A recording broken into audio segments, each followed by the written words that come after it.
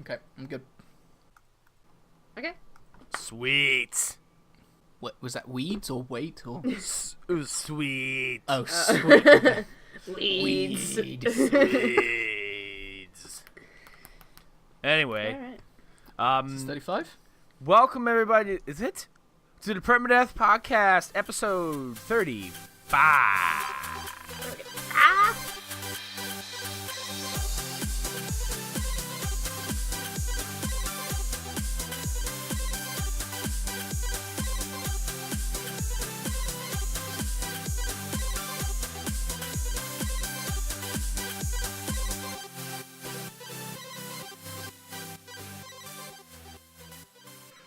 I feel like at one point in my life we've had this is our third this is our third episode that ends in 5, right? I think like Fourth. episode 5, episode 15, you're right, this is the 4th one. So I feel like at some point I have indeed said, welcome to the Permadeath podcast, something 5, look alive. I think I've done that once. I was going to do it again, but you know, you can't. You got to do new things with yourself. I mean, that was at least 10 months ago. Yeah. So Yeah, Jesus. I mean, Jeez. passage of time's cruel. Passage of time is cruel. What's even thinking about how like, oh man, that was probably 10 months ago. We've been, how many years is this podcast? Hold on a second. Let's see here. They added oldest 3 years ago. Was when this show started, and we're only on episode 35. Yeah, that's something to think about. Well, we So didn't you have, have managed actually to average out an episode a month. Oh, Nearly. How have well- we done that? well, I mean, didn't you start in January though? So it might be closer to 4 years than 3. you might What's be the right. actual release date? So then an episode a month would average what it is, so it'd be like 36 months. So wow, yeah, how about that? Considering how many times we've taken like hiatuses without meaning to. We've been a monthly podcast all along. Anyway, if this is your first time listening to the Permadeath podcast, my name is Bill, and this is a very long-form podcast where we talk about the games we've been playing. Who are you guys? I'm Abby. I'm not. Kinross, who are you? I'm Who are you, Kinross. man? Who are you? I'm Kinross, who are you? I'm Kinross. I'm Alex. No. How have you been since last month? Oh my god. I've been all over the place, and I've finally gotten home for more than 4 days, so I'm really happy. I've been on holiday. I've been to an anime con, and now I just want to sleep. But here I am. And we're very grateful for it. I've been all over the place in the same place. It's been crazy busy at work. And general life has been pretty weird with games and people and more games. What about yourself, Bill? Things are fine, except for one thing. Is it Lucio Ball? that Lucio Ball sucks. Lucio Ball actually doesn't deserve any like light. Like, I think us talking about Lucio Ball means it exists, and it shouldn't exist. No, I'm going through my backlog kinda. So like I'm playing through Tomb Raider, and I was gonna install Dishonored 1 because I bought Dishonored 2 and it like came with a code for the first game for PS4. Mm-hmm. So I opened the box the other day, and I look, and I'm like, I pull out the code for the first game, and I see that it has fucking expired. And I'm like, that's okay. I get it when like you have like a stupid piece of DLC and like, you know, the code expires in like 2022 or something. Like I've seen that where it's like, okay, this code lasts 90 years, not a big deal. It's gonna expire, whatever. But like, it's a full video game like code, like not like a thing, you know. That's like, not only that, but like the fact that this game is packaged in is on the box, and not only that, but the game only came out 6 fucking months ago. So like the fact that this code is expired is blowing my mind. So I go to put it in. I try to put it in anyway. Yeah. Not only is that code in there, but there's also a code for some weapon DLC, and that doesn't expire until December. So figure that one out. So when did the game code actually expire? May 1st, 2017. Now, Jesus. I bought the game a few months prior to that. It was on sale or whatever. I'm like, oh, it comes with Dishonored 1, great. Now, like, obviously, like, someone could look at me and go, Bill, this is your fault for like not putting the code right in. But at the same time, it's like, is it really though? Like, I don't. It's the way people buy games now is they don't immediately open them and play them anymore. Like, oh, it's on sale, let me grab it and I'll get to it. Like, I should have maybe looked. I wasn't expecting the code to expire. And maybe I had looked at the date even and went, oh, I have enough time. I won't do it. I don't remember. But, like, the fact that your weapon DLC pack doesn't expire till the end of the year, but your full game code for the first game, which was the selling point of this edition, expires 6 months after the game comes out. Absolutely insane to me. So I figure, I'll email customer support. And because I Googled it, and apparently if you email them with proof of purchase and all that stuff, you just didn't get to it, or let's say you bought a copy from like what's to say that this copy of the game hasn't been sitting on the shelf? It's certainly shitting on my shelf, but I can't use it. Hasn't been sitting on the shelf in like a Target in backwoods Kentucky, for the last 6 months. Like it's very unlikely in a bigger city this copy would have been shifted, but like in bumfuck nowhere, who knows? So somebody says, they'll give you a new code if you can provide. So I email them, and I email them a copy, like a screenshot of my Best Buy order proof. And I'm like, okay, this should be enough. It shows the date I purchased it. It shows that it's the edition that comes with the first game. Like, I'm not just trying to panhandle them here. Like, I bought a used copy and I'll get the code. Like, no. Like, I'm providing proof. They email me back, goes, hey, we read to inform you. This seems a little suspicious. Can you give us a copy of the receipt, but it's not cropped? I'm like, what? Like, not cropped? Nothing's cropped. Like, it's the fucking. So I screenshot my entire desktop instead of just the window with the receipt, so they can see that it's open in a tab. I am logged into Best Buy. I have Twitter open. I'm a real person. I have the email open up in another tab. Look, I'm doing this. So then what I decided to do, like, okay, this isn't enough. I know they're gonna email me again. So I get my phone out. I get the game out. I get the code out. And I pose for a selfie holding the code and the game so I can show them that I'm a real human being. I have this physically in my hand. I have the date of which I purchased it. It is not a used copy. Give me a new code. You've done it for people before. So I email them that. I attach the 2 images. I send it off. They immediately respond with, this is going to take some further investigation. We're sending it to our special task force. They'll respond to you as soon as possible. And I'm sitting there, I read the email. I'm like, who? First of all, special task force? Like, there's the Dishonored task force. It's a fucking expired code. Just give me a new code. So I still haven't heard back from them. I email them back because it's been 3 days. I go, and all the email says is, hi, where is the special task force? Thanks, Bill. Like, where are they? Like, are they off in Bermuda doing some kind of fucking mission? Like, what? I just want to play a thing I bought. Like, come on, Bethesda. Shit, awful. Anyway, that's how my gaming life's been. Just waiting for the special task force to come hand deliver my new code. Okay. Word to the wise: if you buy Dishonored 2's limited edition, that's supposed to come with a code for Dishonored 1. Check your code. Chances are it's expired. So yeah.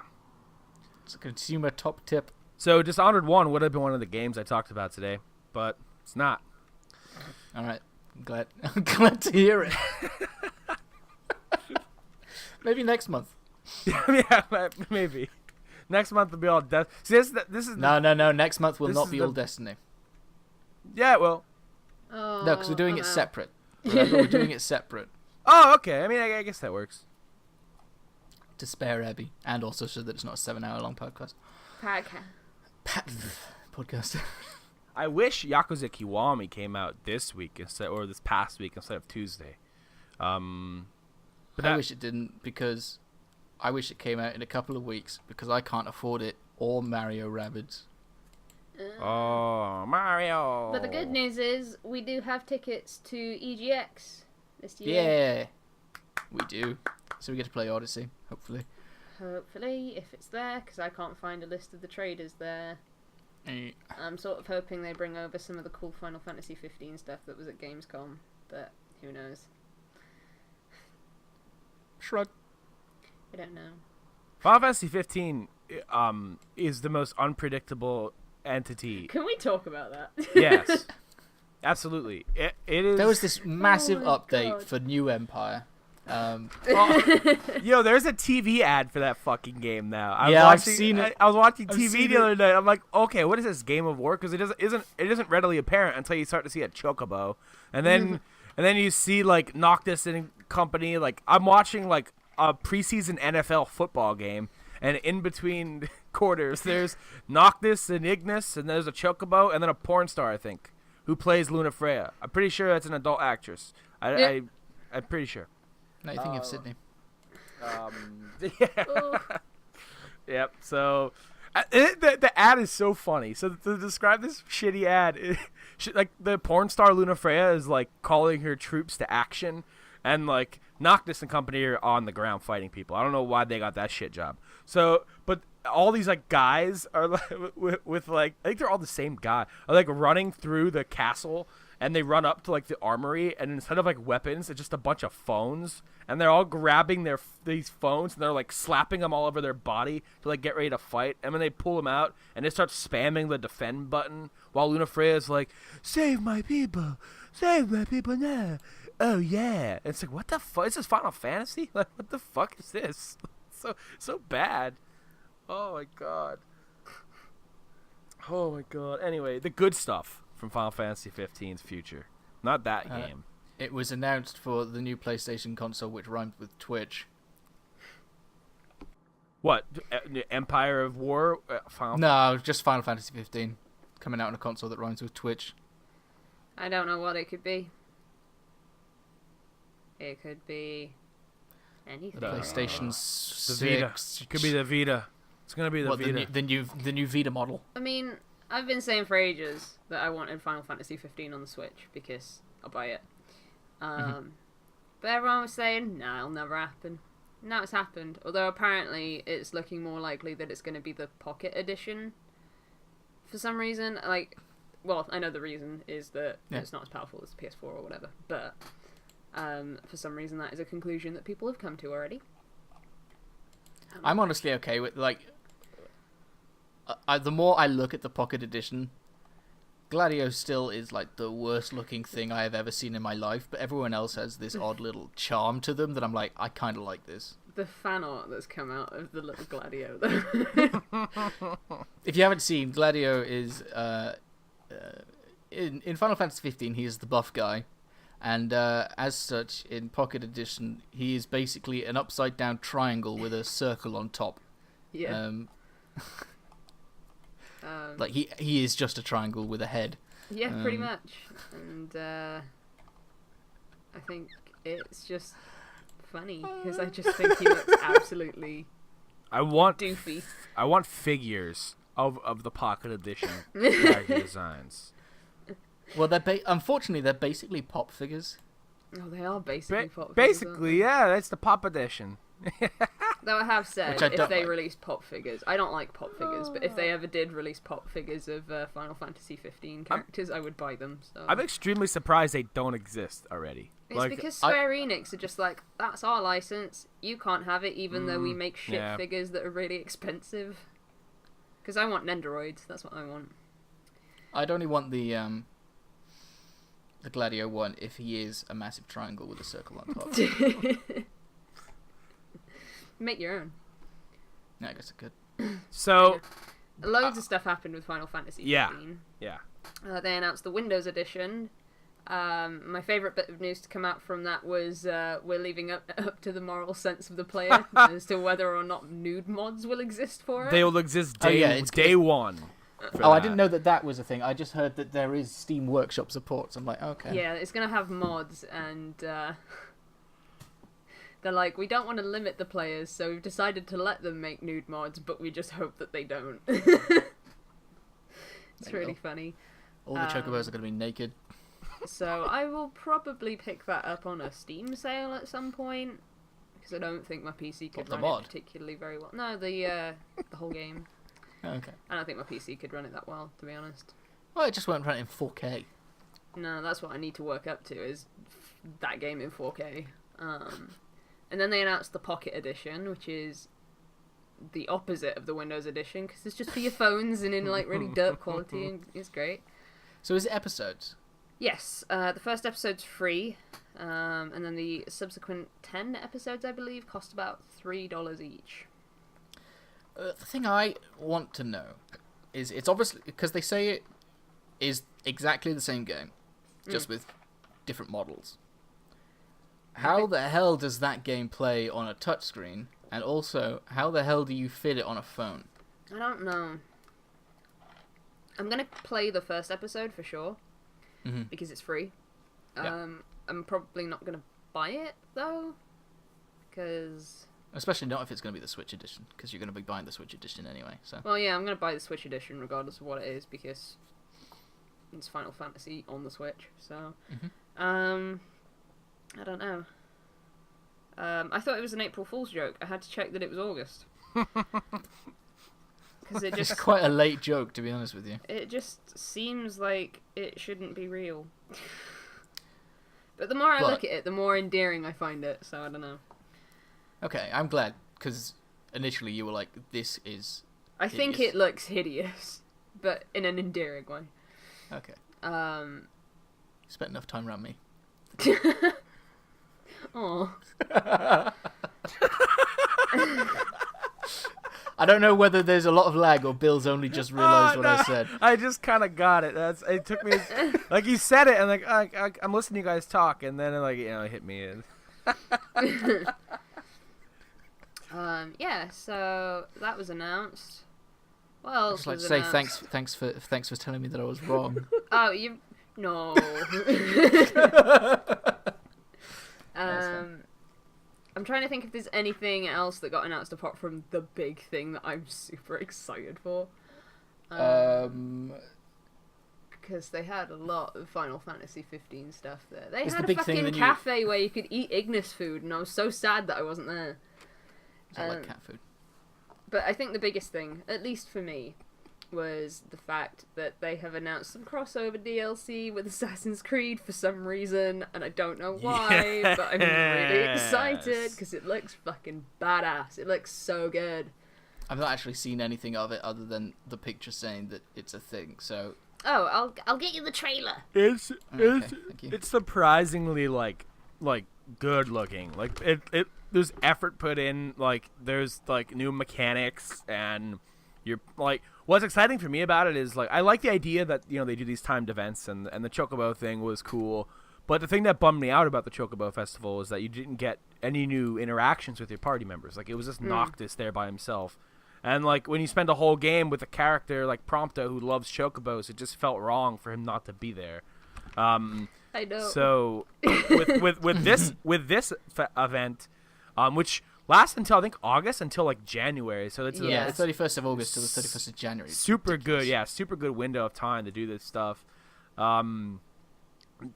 Get new interaction with your party members, and you get to dress like assassins. Like, it's just so ridiculous. And you get to hide in hay. Like, oh my god.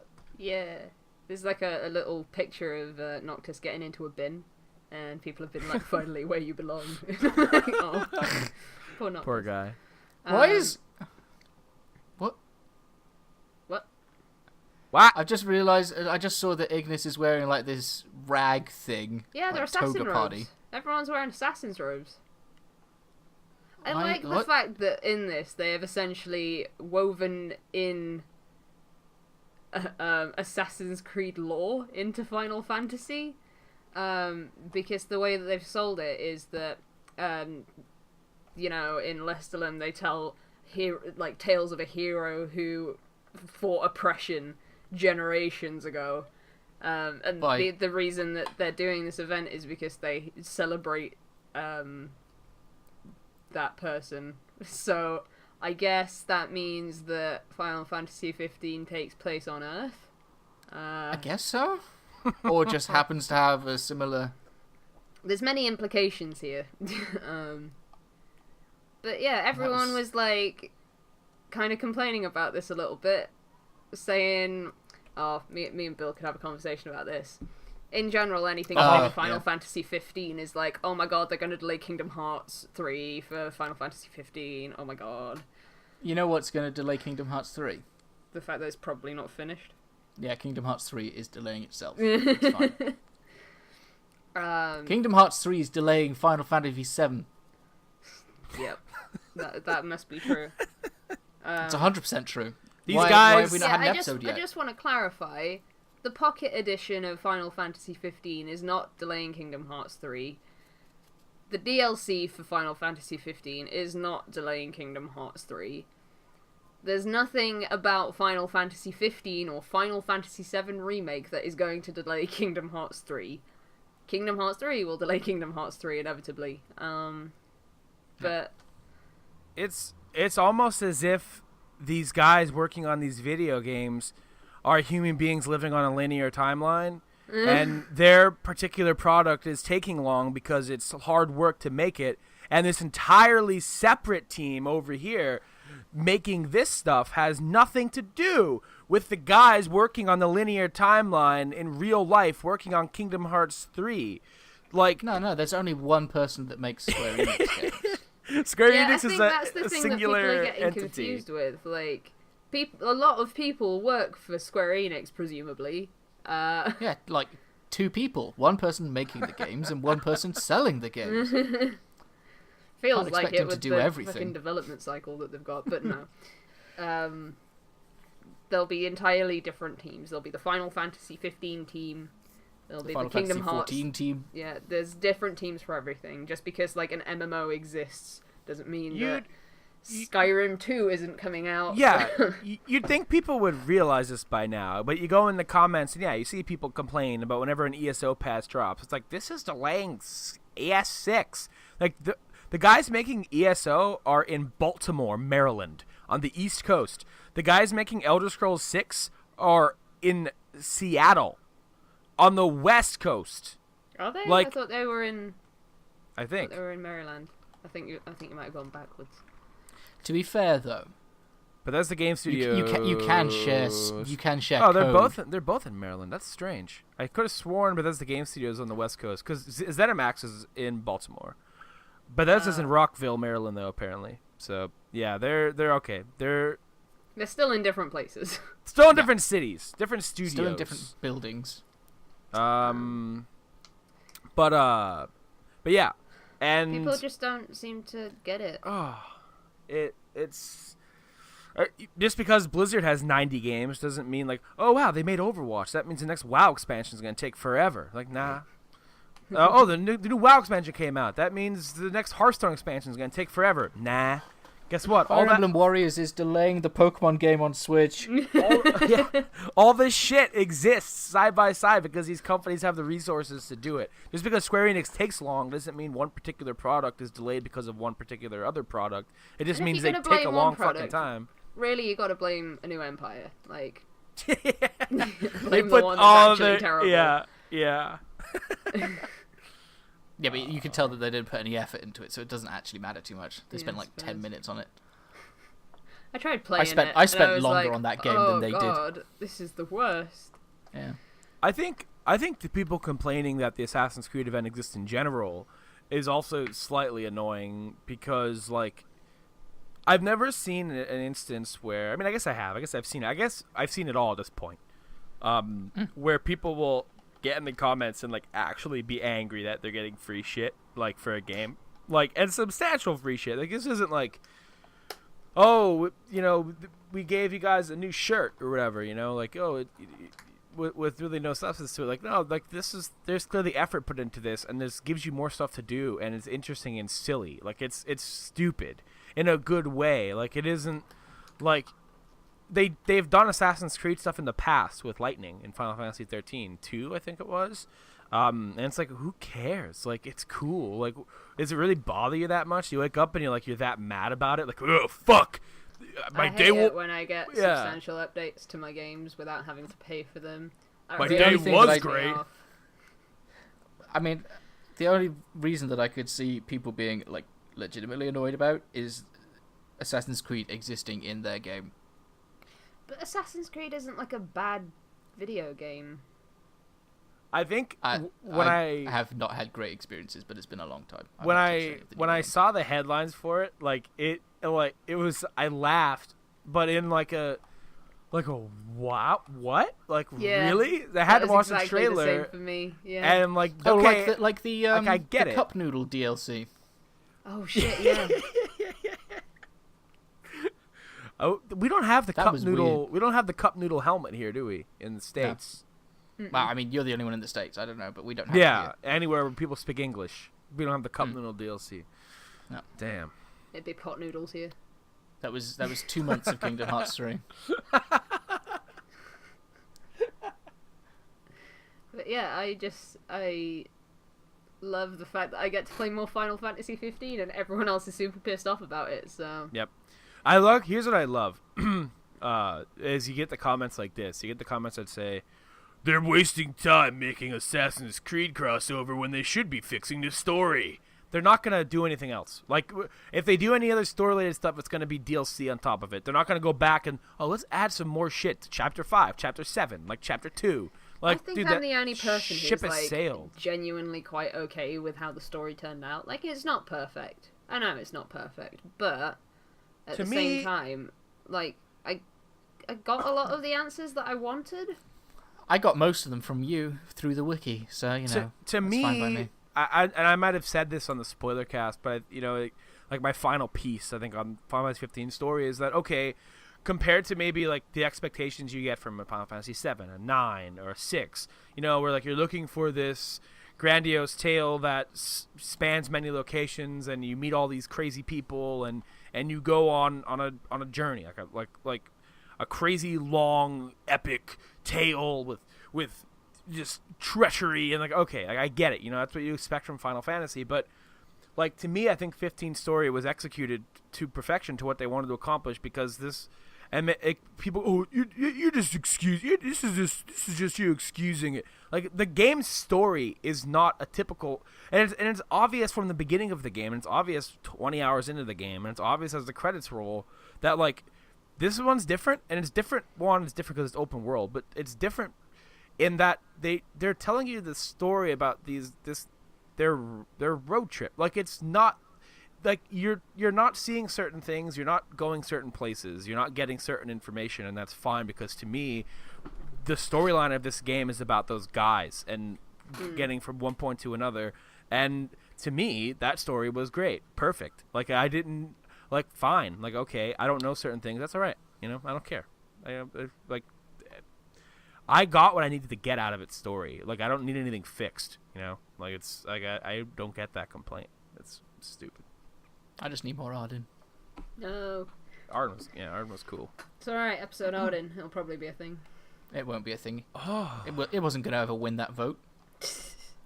I'm excited that there's just so much stuff going on for Final Fantasy 15 because I love it so much. It's cool. I'm excited I for like Comrades. I'm excited for the Assassin's Festival, which I may or may not do a video on. Or a couple videos on. And then that's not even like the DLC that I paid for. I'm still waiting for episode Ignis. Like, I don't know. And Comrades. And Comrades, I guess, yeah. And technically you paid for it. Thanks for my birthday present. You're welcome. Thanks for mine. It's still in my room. Yeah, well. But yeah. Pocket Edition's probably gonna be okay. Switch version, I'll buy it. Can't wait for the Assassin's Festival. I'm just super excited, especially because it takes place in Lesterland, which is like my favourite place in the game. I just absolutely love it. Yeah, it's better than Altisia, Jesus Christ. Yeah, that was the one thing about fucking Chocobo Festival that sucked. I know you could like warp strike around and stuff, but I still didn't. Altisia.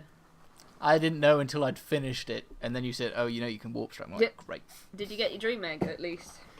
Yes. That means you can get your ultimate assassin's robes. What the hell is that?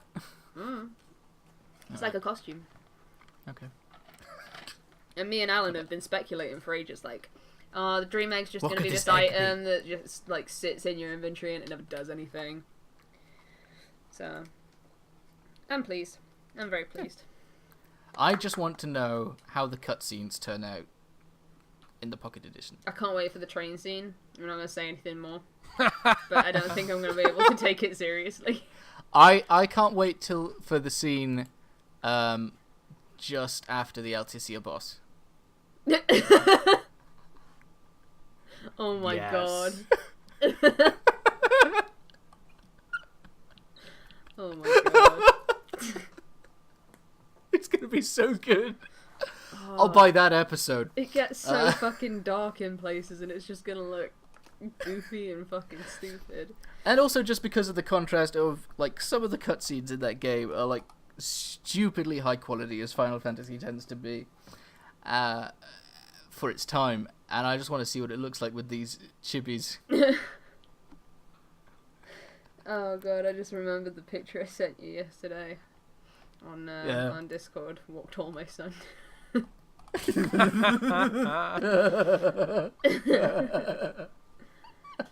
Oh my fucking god.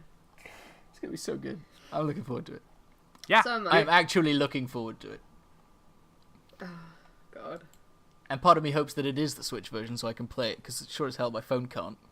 Yeah, I don't think my phone's gonna be able to play it that well, if at all, because I've got an old iPhone, so... Yeah. Guess I gotta upgrade. Anyway. I haven't been playing anything, so this entire episode is down to you guys. Oh, alright. Did you not play anything while you were away? I haven't played anything. I finished the Splatoon single player. And How was played it? a bit of Salmon Run. It was good. I'm kind of pissed off that the last boss was spoiled for me by promotional materials. Oh, I've not seen any of it, so... Don't. Because they sort of spoil a bit. Okay. I mean, I have theories as to what the final boss is, but... Yeah, it was good. Was it longer than the first one? It felt longer. About the same? Okay. There's a lot more replayability in it as well, because you can go back and like play it with different weapons and stuff, so you can, without having to have the amiibo. Yeah. So yeah, there is that, I suppose. Cool. Cool. I haven't really got much to say about Splatoon. I played Salmon Run. Salmon Run is really fun. Bill, get a Switch so we can play Salmon Run. Soon. Soon. Hashtag soon. Hashtag buy Switch. And then I played Overwatch, and that was it. Competitive Lucio Ball. Nah. We I mean, finished you the did- placement games yesterday. Shit. I Kinross played ended 10 up in games high yesterday. gold. I'm so upset. 2200. Well, mid gold, yeah, I guess. I ended up in high silver. I fucking hate Lucio Ball though. Like, I really awful. don't It did. like It has made me want to just play Rocket League, to be honest with you. Maybe, yeah. Like, and then when you do turn Rocket League on and then go back to Lucio Ball, you feel like someone just numbed your legs and you're trying to run down the street. Like, it's bad. Or just trying to run down the street. I'm not that healthy.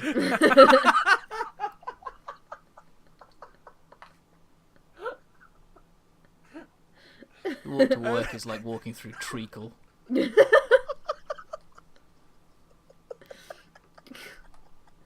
You're on sass today. Oh crap! I didn't take my tablet today. Give me a second. Anyway. I can hear the crinkling of the foil. Yeah, sorry. Kenra's taking his podcast pill. Needs it to get through. I can't drink. I have to take my pre-podcast pill. Oh my god. It calms the sass and brings out the salt. Oh, the sass though. Maximum sass. Yeah. Anyway. So have you not played anything either, Bill? Is that what you said? I don't was know whether you're telling the truth or not. I was kidding. Okay, good, because I know you've played at least one thing. Yeah. Which that one thing. I guess we could talk about that one thing.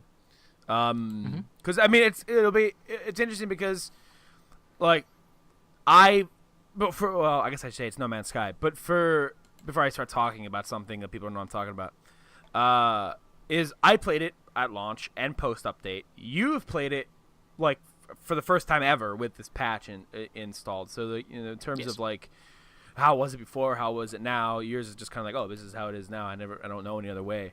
But I haven't played it in maybe like a week and maybe some change because with this patch came a good fair bit of bugs, which has like they've ranged from minor bugs to oh shit, I can't progress the story bugs, and that's become kind of disheartening. And I don't fault them. They've been working hard on getting patches out. I think there's been like 4 patches since the main patch came out, and then another one just came out yesterday. And unfortunately, my issue isn't fixed yet, but it's been reported enough times. I'm sure. I don't know how this shit works. I'm not gonna go on a tirade. They have a small team, and the game is ginormous. If something breaks somewhere in the universe, it's like, how do you know it's gonna happen until it happens? So, I kind of maybe they get like 4 more guys there to QA. I don't know, but like it is what it is. That's delaying development of Kingdom Hearts 3.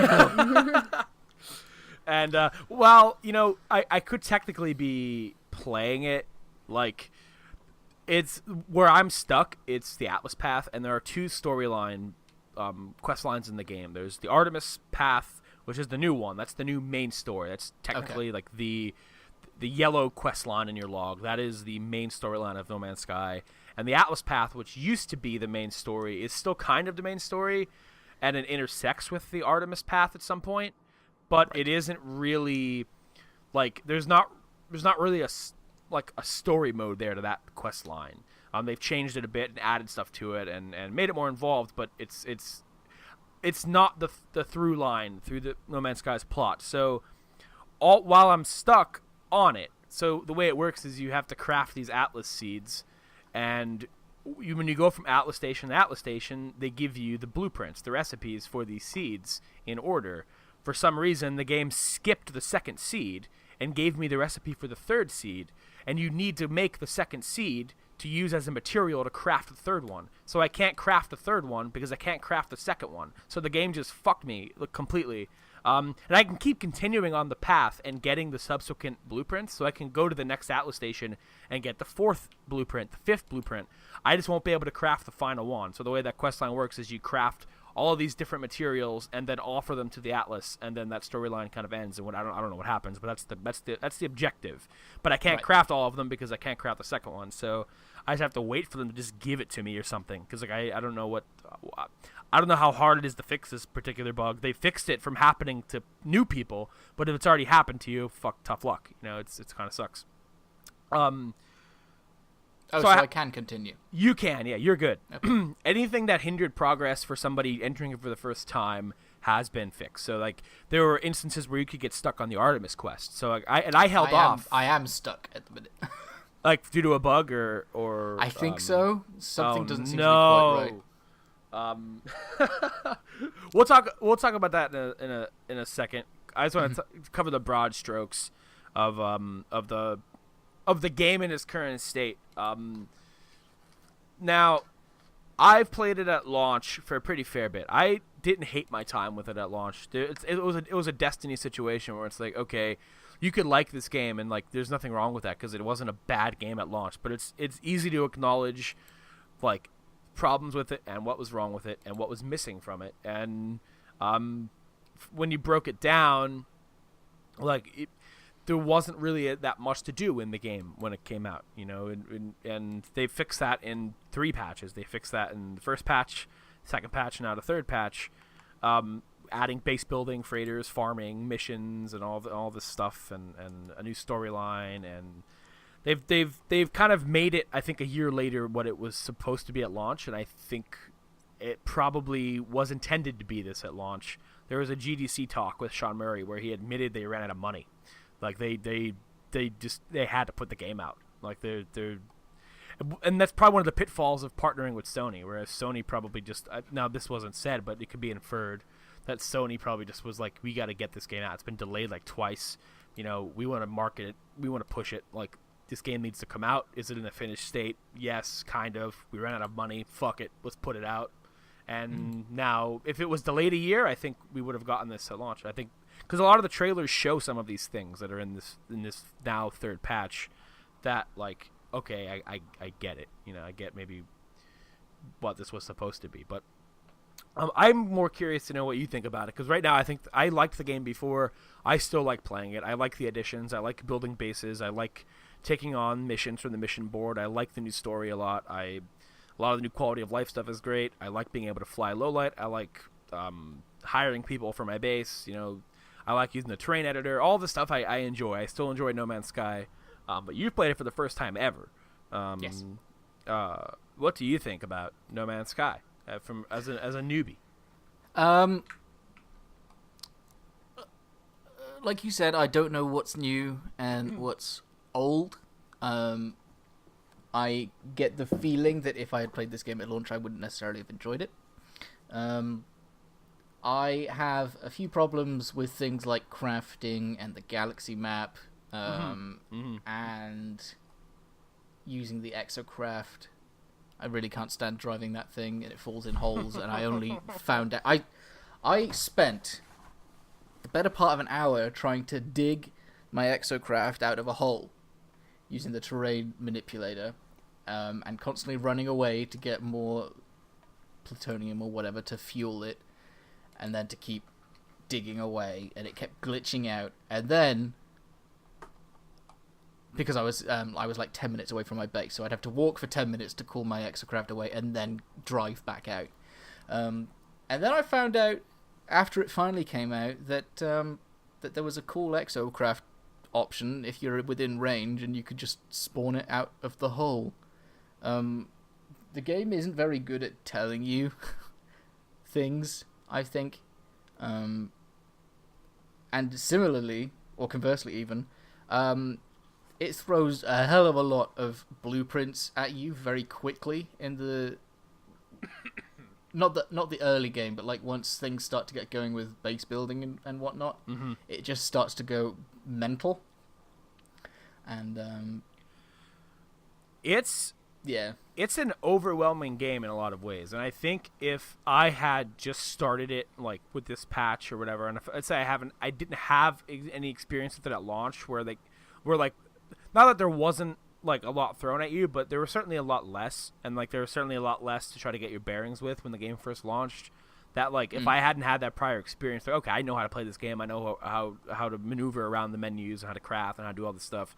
It probably would have been very like it and I think it comes with the territory with these space games, because every time I hear stuff about Elite Dangerous or Star Citizen, Eve and Star Citizen, and all these games, or it's like, the learning curve is big. I think No Man's Sky probably has a much smaller one. I think it's probably a lot easier to eventually understand than like stuff like Elite and Eve and stuff like that. But it's definitely there. Like you open your crafting menu, and like you said, you have all these blueprints off the bat, and then you start crafting, and the people you're hiring for your base start giving you missions and blueprints, and then you start getting these quests, and then all these things you need to recharge your suit and your ship, and all these materials, and you're always out of Thamium 9, and then it's like it's overwhelming. It's 100% overwhelming. There's a lot to dig into when you boot this game up. That can be overwhelming, and they definitely don't explain. Like I could agree with you there that I think maybe it's intentional, like leave it up to the player to like, oh, what does this do? What does that do? But I think certain systems like aren't explained at all, like, and they can be, like, I think important ones. And the galaxy map sucks. Like, that's bad. That's a bad system that they have for the galaxy map. I don't understand who made it. I assume Sean Murray made it, but it stinks. Sean Murray, the galaxy map stinks. I'd rather just be a list. Like, just let me scroll down a list and pick a system to work or a to. flat map. Yeah. Oh. I get what they're going for, like all like it's space, Yeah, it's and 3D, but that and all these systems are below you and above you, but the problem with that is when you're trying to pick a system to warp to, like, I want to go to the system below me. I don't even know how to pick it. Like when you go to Free Explorer and you try to move your icon to another system, you have to like move still on a linear line, kind of, and like I don't know, it's so clunky. I don't understand. Move a what I've around. Inevitably found is that what you do is you basically do a massive runaround from system to system to system to system where the game lets you go, and then eventually you get to the one that that you wanted to go that is still only one jump away from you. Gotcha. I'll have to mess up because I end up just kind of going on a linear path, exploring, and that's fine because I mean, there's so many of it. I'm never going to run out regardless. But like it'd be nice to go, oh, I want to go down there. But yeah, the galaxy map's kind of a mess. I think inventory management's kind of a mess. I don't know, how do you feel about that? I think that the biggest dick move with the inventory management is that in the base you can build a storage container, and the storage container can only hold 5 unique items. Yeah. It can hold a fair few of them, but it's an item designed to hold stuff, and it holds less than your bloody multi-tool could use. Yeah, you could make, I think, bigger ones or something. No, you can just make more. That's right, yeah, multiple. But I can't move them. I put it down at the very beginning because I was like, great, I can finally unload, and now my base is sort of being built around it.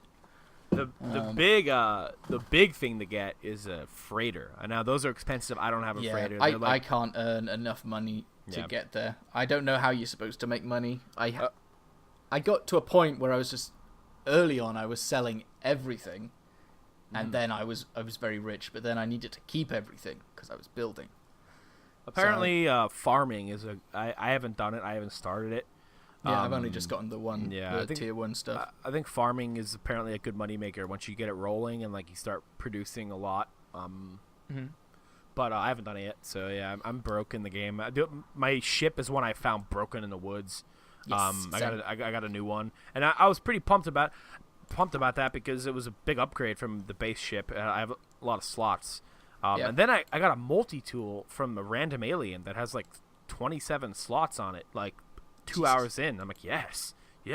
I mean, I don't know when I'll need 27 multi-tool slots, but I have them. My only problem with my ship at the minute is it has a lot more slots than my other ship did, but I can't afford to repair more slots.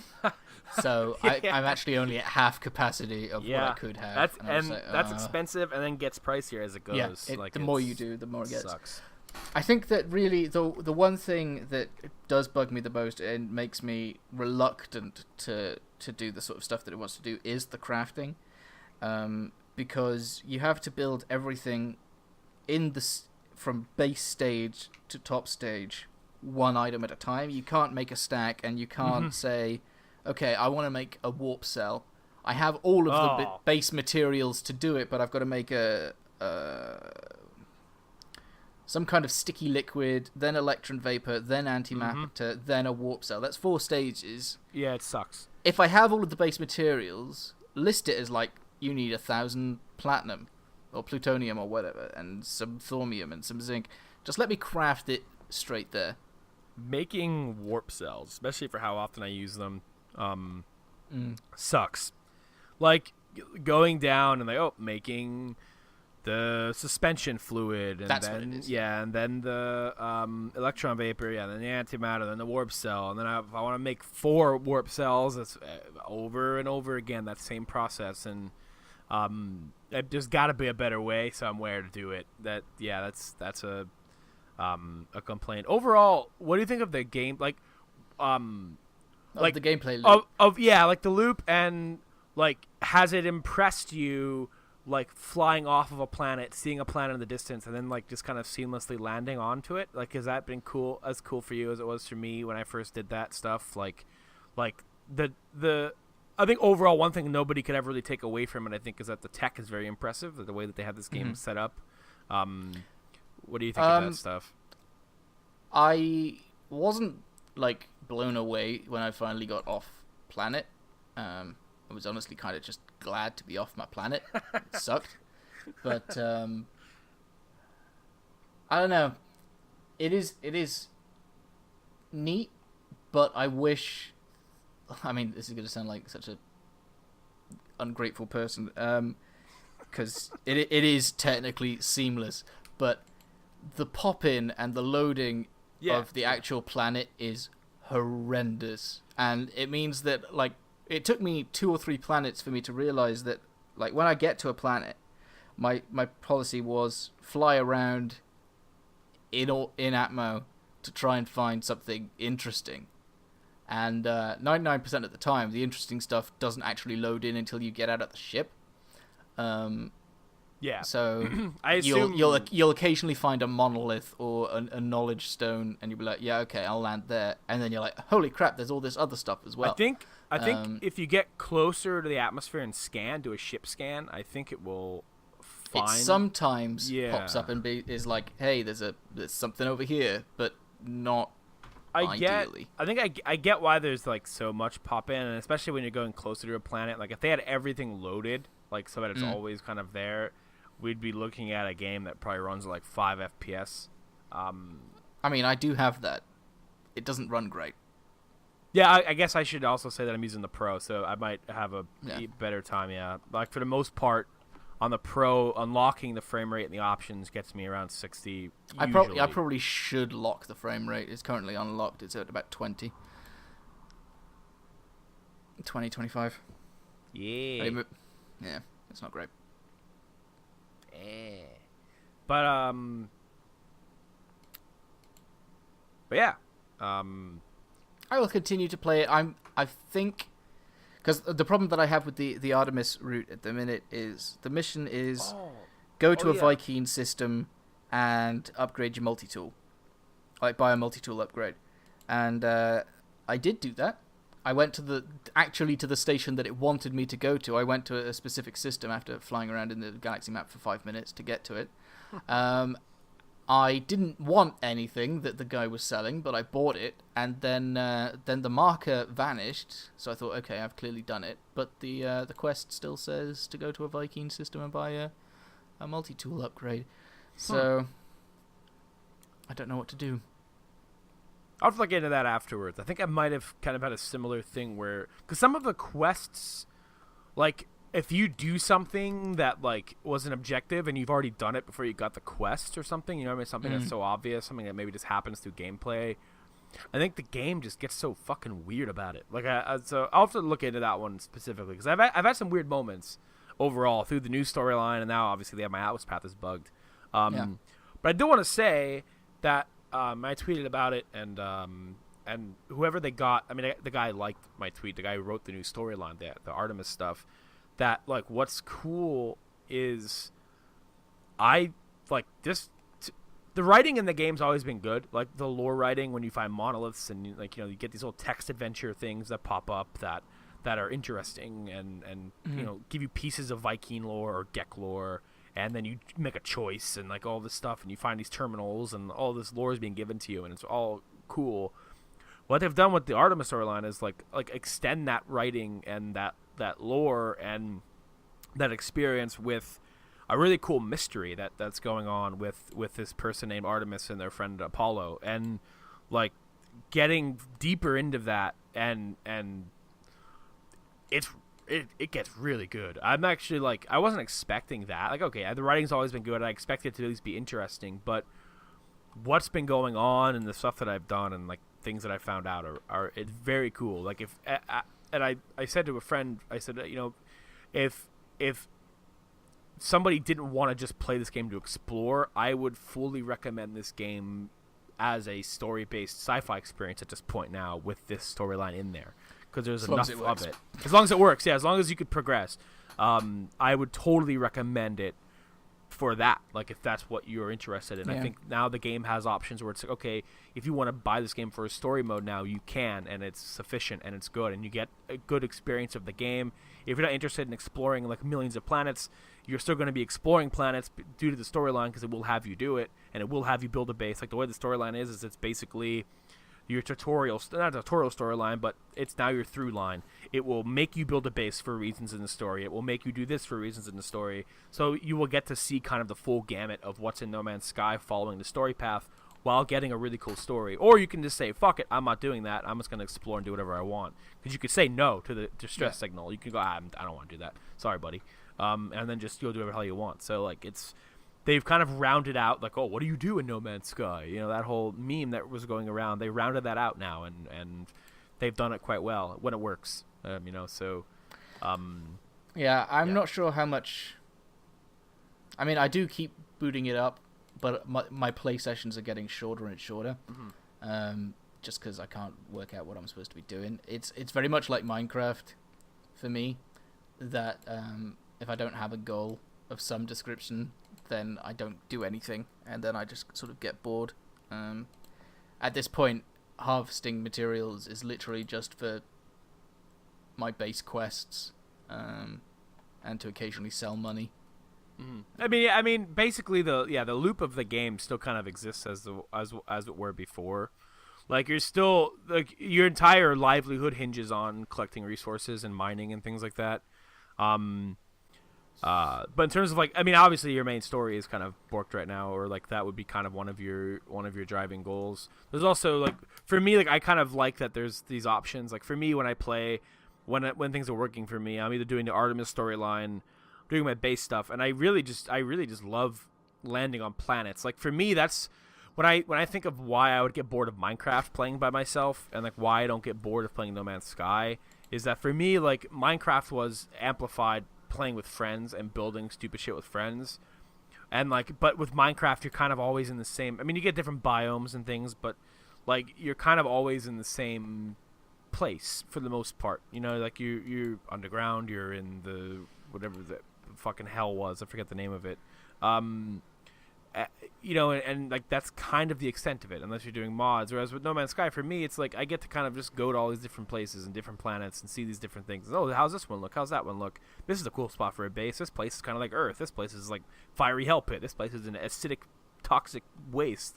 And I like that, and I like that they added the procedural mission board, so I can do bounties and gathering quests and things like that give me rewards and money that isn't just selling minerals and stuff.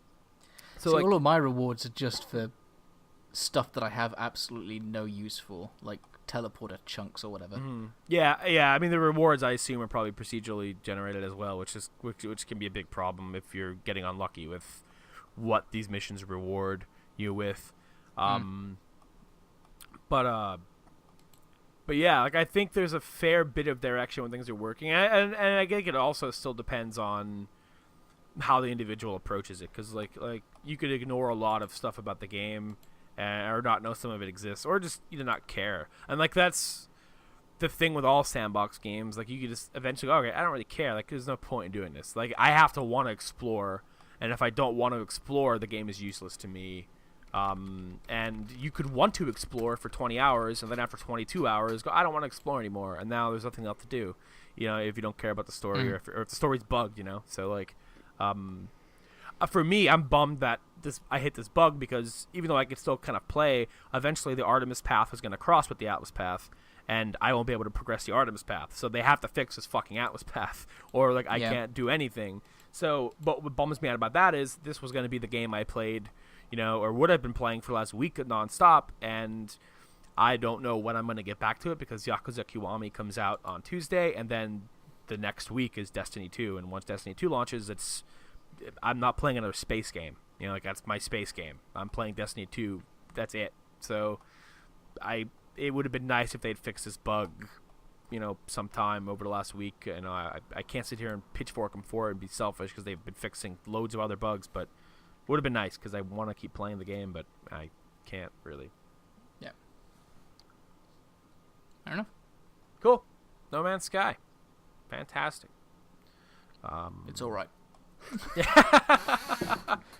Put that on the box. It's all right. No Man's Sky. It's all right now. All right. It's all right when it works.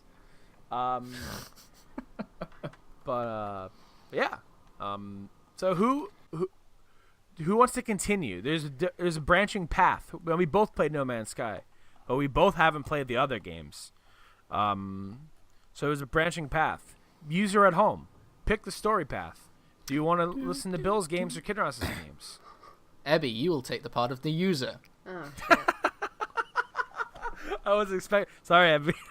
Kinross, he's a game dev. What are you expecting? Oh, the user at home. I was expecting.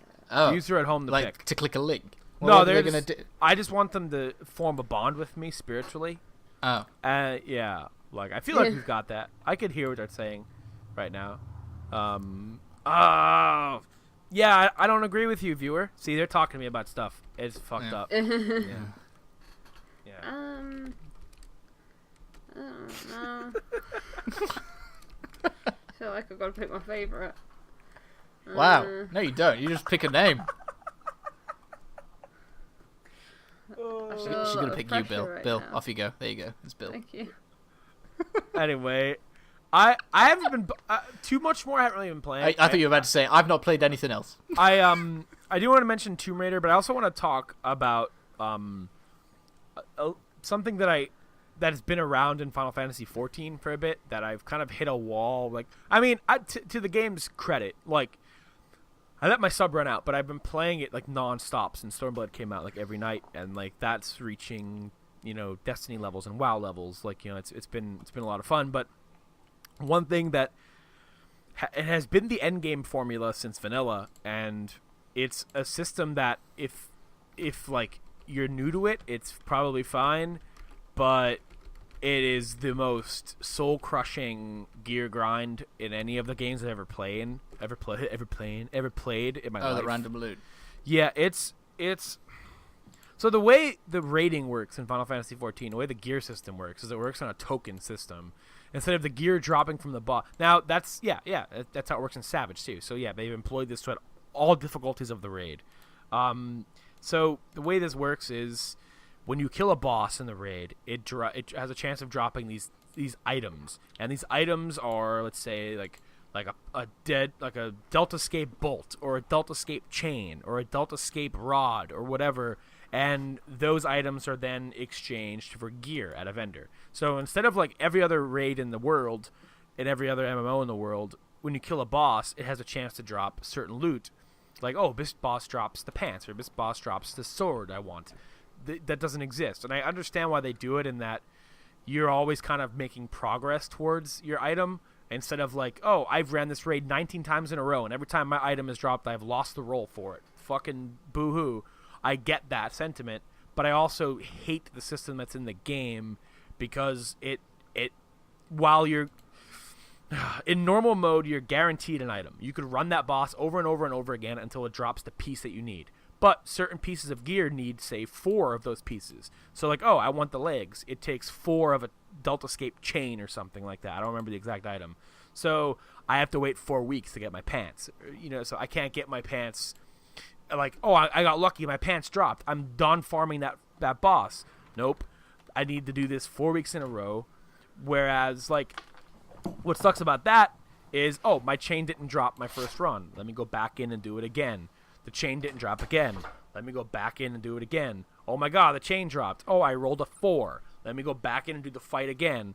Oh, my chain dropped. I rolled a fucking 2. It's gods hate me. Oh, let me go back in and do the same fight again. Oh, my chain dropped. I want it. Yay. Let me do that again next week. And it's like, oh my god, I can't do it. It drives me insane. Like, I am all for grinding. Like, I don't mind it in my MMOs, in Destiny, in WoW, in Final Fantasy. I leveled fishing up to level 65 so far, and that has been an enormous grind, and I don't mind it.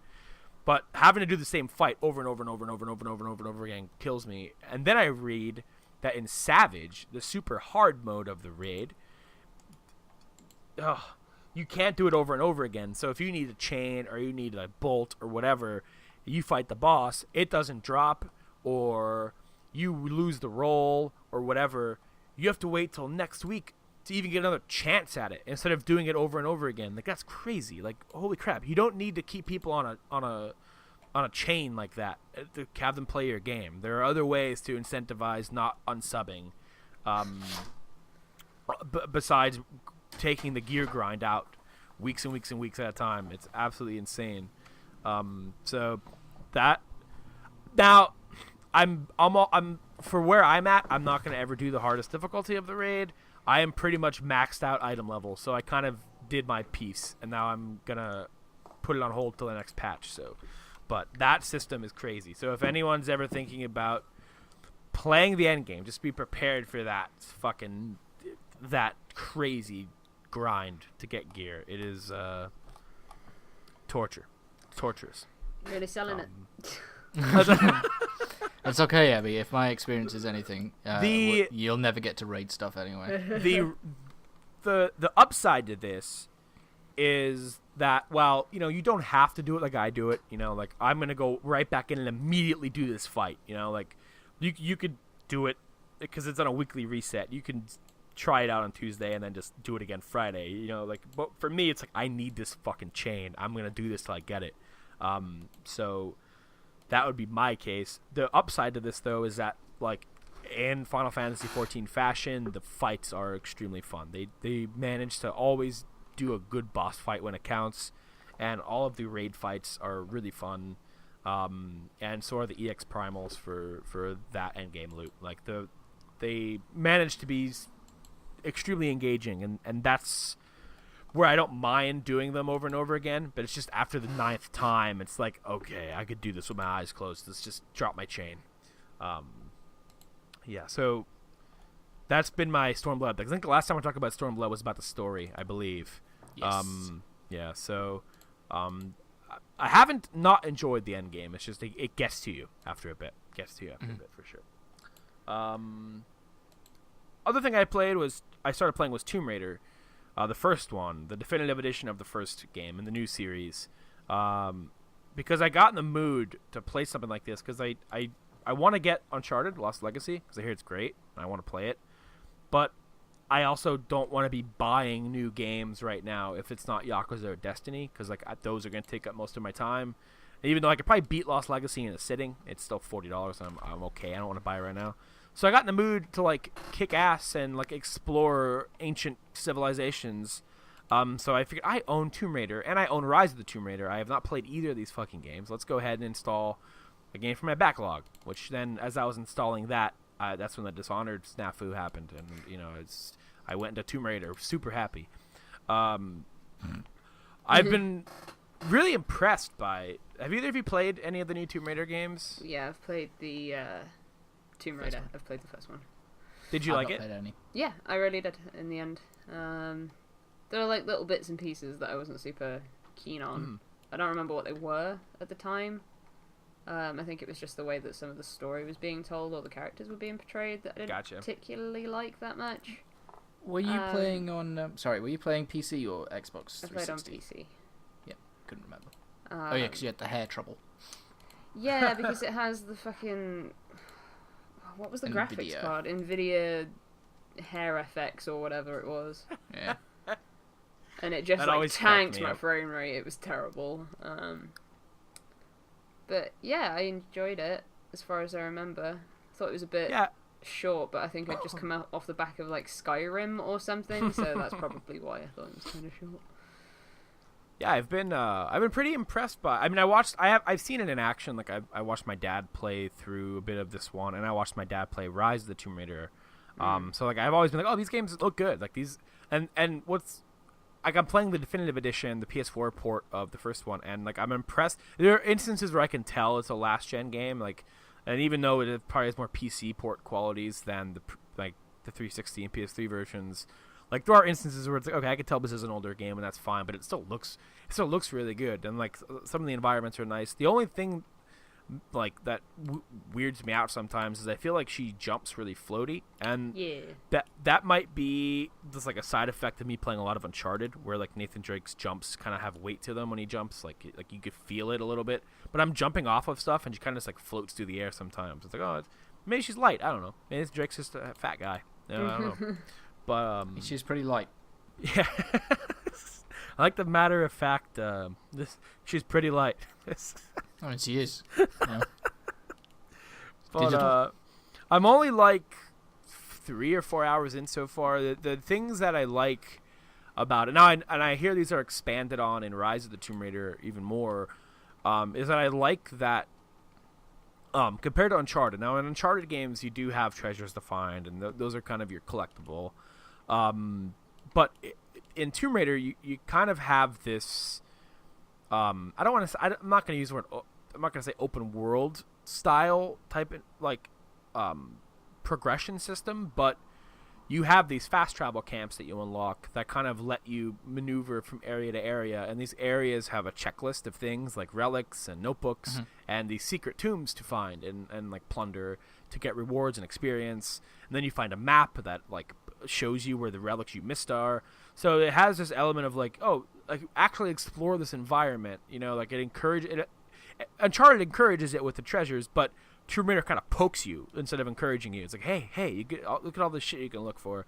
And I know in Rise of the Tomb Raider, the environments are even bigger and they have side quests in that one. So that's something that I am unsure if I'm looking forward to. Mm-hmm. Ebby, can you remind me, when the game first came out, I feel like I might be misremembering, were people saying that either there weren't many tombs to raid or that the raiding wasn't substantial? That there weren't many tombs to raid, because there's only about 6 in the entire game as far as I remember. Yeah, I hear there's a lot more in Rise, so they definitely took that Rise feedback to heart. Raider, so I'd kind of like to give that a go at some point, but it's one of those things that I'm like, I want to play it, but I also don't think I want to spend like a ton of money on it. Mm-hmm. Yeah. I think I got the definitive edition for like $4, so I got lucky there. Oh wow. Yeah, that game's been on sale on PSN for like $5, like 19 times. They just want people to have it. Jeez. I'm surprised it hasn't been a plus game.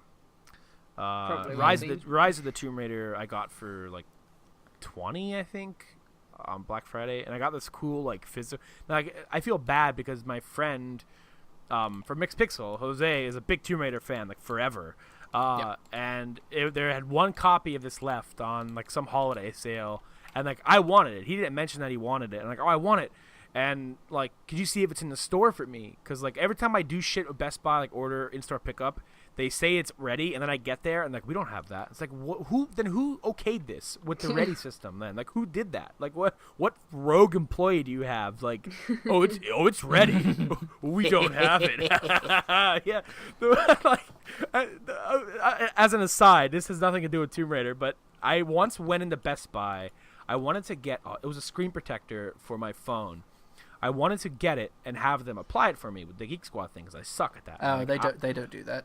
And I went in, and I'm like, hey, I saw the screen protector online. I go, do you guys have this in the store? It says it's in stock. And he goes, oh, let me check. And he goes, oh, we don't have it. And I go, okay. So I go back to my car, and I go, this guy's definitely lying. So I went online, and I ordered for in-store pickup that same screen protector. I sat in the car and waited for the order to say it's ready. I went to the in-store pickup section. There it was. I picked up my order. I wanted to turn around and find that guy and go like, did you even fucking look, dude? Like I went, oh, we don't have it. Okay, I believe you. I totally believe you. I hope he was the guy who had to go get it from the back room. Now, rather than going to your car, what you should have done is ordered it there in front of him and just waited. I couldn't believe the dude just straight up. I mean, maybe in his system it didn't show, but like that dude, I've worked retail before, and like this is maybe unsavory to admit, but like like when I worked at like the dollar store, and like, oh, do you have any more of this dog food? And like no, like we kind of don't have a system like that here at this store. Like it doesn't. We don't have some like super like art. Yeah. So like. And like I know I wouldn't satiate this person by just saying no. So like, oh, I'll go check for you. And I'd go in the back room and just stand there for a minute. And then like come back, oh, we don't have any, sorry. It's like I know we don't, but I'm not gonna check because like I just like you know, it would be that one instance where like we have that one phantom box back there and I just ruined that lady's life. But yeah, so my friend's a big Tomb Raider fan. And there's this they released this really cool physical edition that comes with like this book, and like it was the main $60 version of the game, with this cool case, and like my friend called me like, oh, they have one left, it's really cool. I'm like, oh sweet, hold it for me. Instead of just going, hey man, you know what, you have it. I went and bought it, and I never played it to this day. It's still sitting here, unopened. Just there's probably a code in there that's expired. Who knows? But yeah, the exploring the environment's a lot more encouraged, and the last tomb I discovered was like one room. The first tomb I did was like this big puzzle with this airplane thing, and it was kind of interesting. And then the second one I found, like I went under this waterfall and I just walked up this cave and jumped up a thing, and like you raided the tomb. I was like, I didn't raid anything. I just walked down the hall. Like all right, I guess I raided it. I guess. But I'm very inclined to do collectibles. So when I open the map and I see that I'm only 10% done with a thing, it drives me mad, but I can't harp on that. I have to move on. Like I don't feel like getting the collectibles in this game. I just kind of want to beat it. Yeah, the collectibles in Tomb Raider are a bit insane, to be honest. Yeah. There's a lot of them. It's feeling kind of Ubisofty to me, which is fine. I'll spend more time in Rise. I don't want to spend too much time in the first one, just because I have the second one that's apparently even better. So it's like I just want to beat this, do the story, experience the game. In the second game, I'll spend a lot of time in like 100% areas and things like that. I was just kind of in the mood to play an Uncharted-like game where I'm jumping from things and going whoa, whoa, whoa, whoa, and then pressing square to not fall. And like I'm getting that though. Like it's very obvious where their heads were at when they probably pitched this reboot, and it was, lots of comparisons to Uncharted, and of course Tomb Raider has always come first, in our human timeline, but it's definitely taken some cues from what Uncharted has done with their series, and I think it does it successfully. I'm not as interested in the story. I'm only, like I said, only 3 or 4 hours in, but like nothing's really grabbing me in terms of like, oh, I really like where this is going, or like right now Laura is super interesting or anything like that. Like I don't feel that way about anybody, or I don't feel that way about anything. I just kind of want to explore and jump and shoot guys. So it's doing that well, and I'm enjoying myself.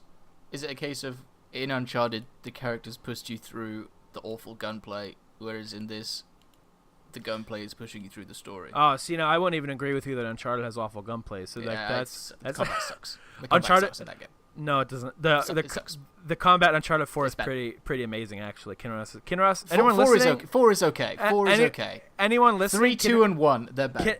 Kinross is extremely wrong, and for him to give a blanket statement that the combat in Uncharted is bad is factually incorrect and just an opinion of a man on the other end of a microphone.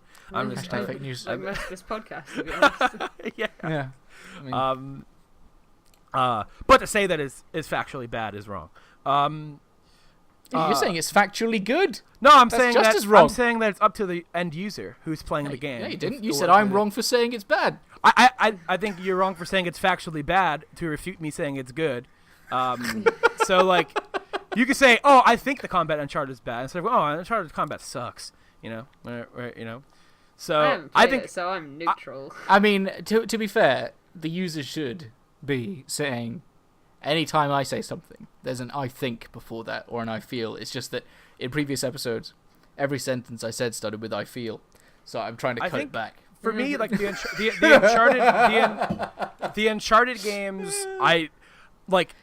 they're not the most they're not the like, oh wow, when I think of like a third-person combat that excels, like I think of Uncharted, but I don't think it's bad in any way. I think it does what it needs to do. You take cover, you shoot guys.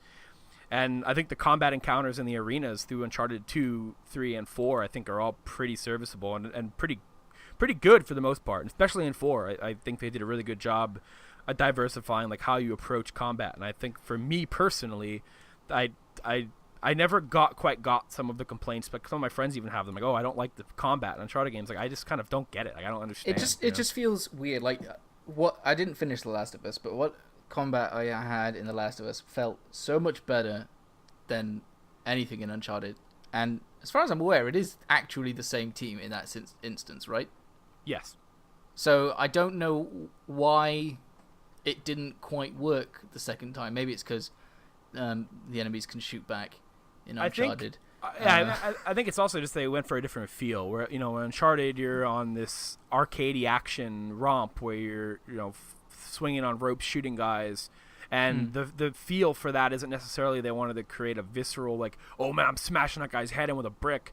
Whereas with The Last of Us, like they have this weighty, like impactful, when you fire a gun, you're gonna feel that gun fire and it's gonna be nasty. Whereas with Uncharted, it's kind of a different tone, and maybe that doesn't make much sense when it comes to combat feel, but I think the type of game they wanted to create with Uncharted, where it's a I don't want to say lighthearted necessarily, but it's an Indiana Jones. Yeah, sure. a cover shooter where you're just popping shots at people and doing all kinds of wacky stuff. Comes out differently. I think they made Uncharted 4's combat a bit weightier, but even then, it still feels like Uncharted. Like it doesn't feel any different. But in terms of like why I'm playing Tomb Raider and why I'm playing Uncharted, the original question. Whereas yes, like, and that's also one of the reasons why I haven't been necessarily like on the ball and hyped to buy Lost Legacy right away, because like for me, Uncharted like, and like I said, I've never had a problem with the combat, and like most of the gameplay elements of Uncharted I enjoy. But one of the driving elements for Uncharted was like I love Nate, and I love Elena, and I love Sully, and I want to see their story come through and see it through the end. That was one of my driving factors behind being so hyped about Uncharted, is because like the story is so good. Like with Lost Legacy and Uncharted, like I don't really give a shit about Chloe or Nadine that much. Although I hear it's great, and I will check it out because I trust Naughty Dog. But I wasn't as hyped to get it because I'm like, okay, for me, Uncharted's always been about Nate's story, and that's what drove me through those games for the most part. So like, I wasn't as hyped, but seeing reviews and knowing that I liked playing Uncharted 4, I wouldn't mind more of that. Whereas with Tomb Raider, like, yeah, like I don't give a shit about Lara Croft. Like I don't maybe they'll make me care. I don't know, but the way the game kind of opens and the way it progresses, it's like I don't know. I don't think feel the first anything. game's gonna do it. I don't know what Yeah, the second game's like. But yeah. I I'm not didn't- sure what the story is. Yeah, of the second game. I don't care for Lara Croft all that much. So Yeah, like she's kind of boring, and like that's she's supposed okay. to be cool. Like they describe her as being this like really cool archaeologist person. And I'm like, yeah. I was reading Yeah, a post the other day, like how old Lara Croft was in the old games, like how she was like a lot sassier, more badass, and like a lot of people are disappointed with the way that they handled her in the reboots. So I'm Wasn't definitely there seeing argument that she'll get there at some point? She's got to Well, Well, yeah, that was the argument because she like That's- in the first Tomb Raider, she's kind of a bit. I don't know what the word would be. soft, Soft. Is soft a around word. the edges, light.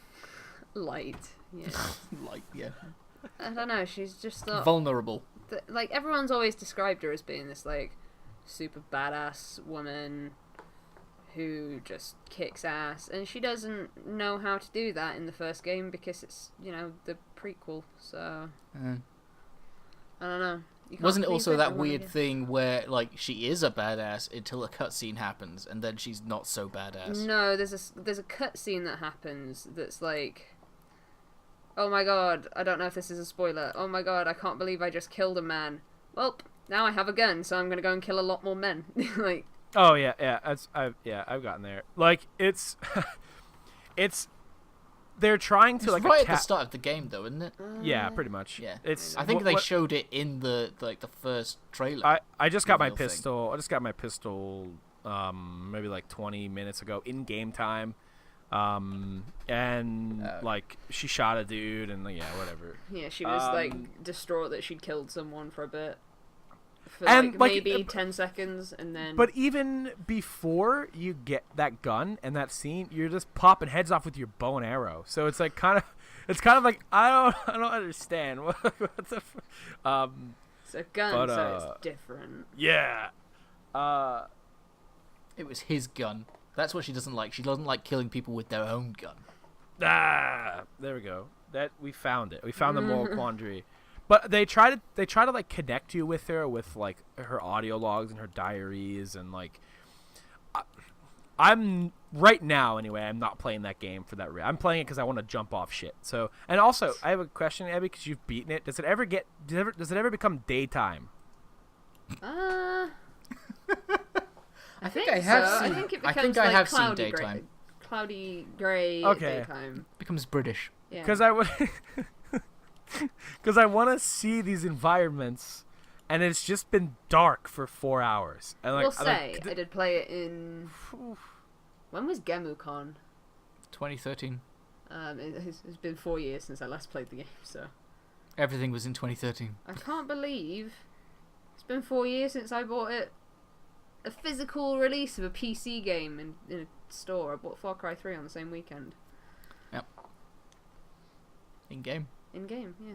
They don't sell them anymore, I don't think. No. I don't know.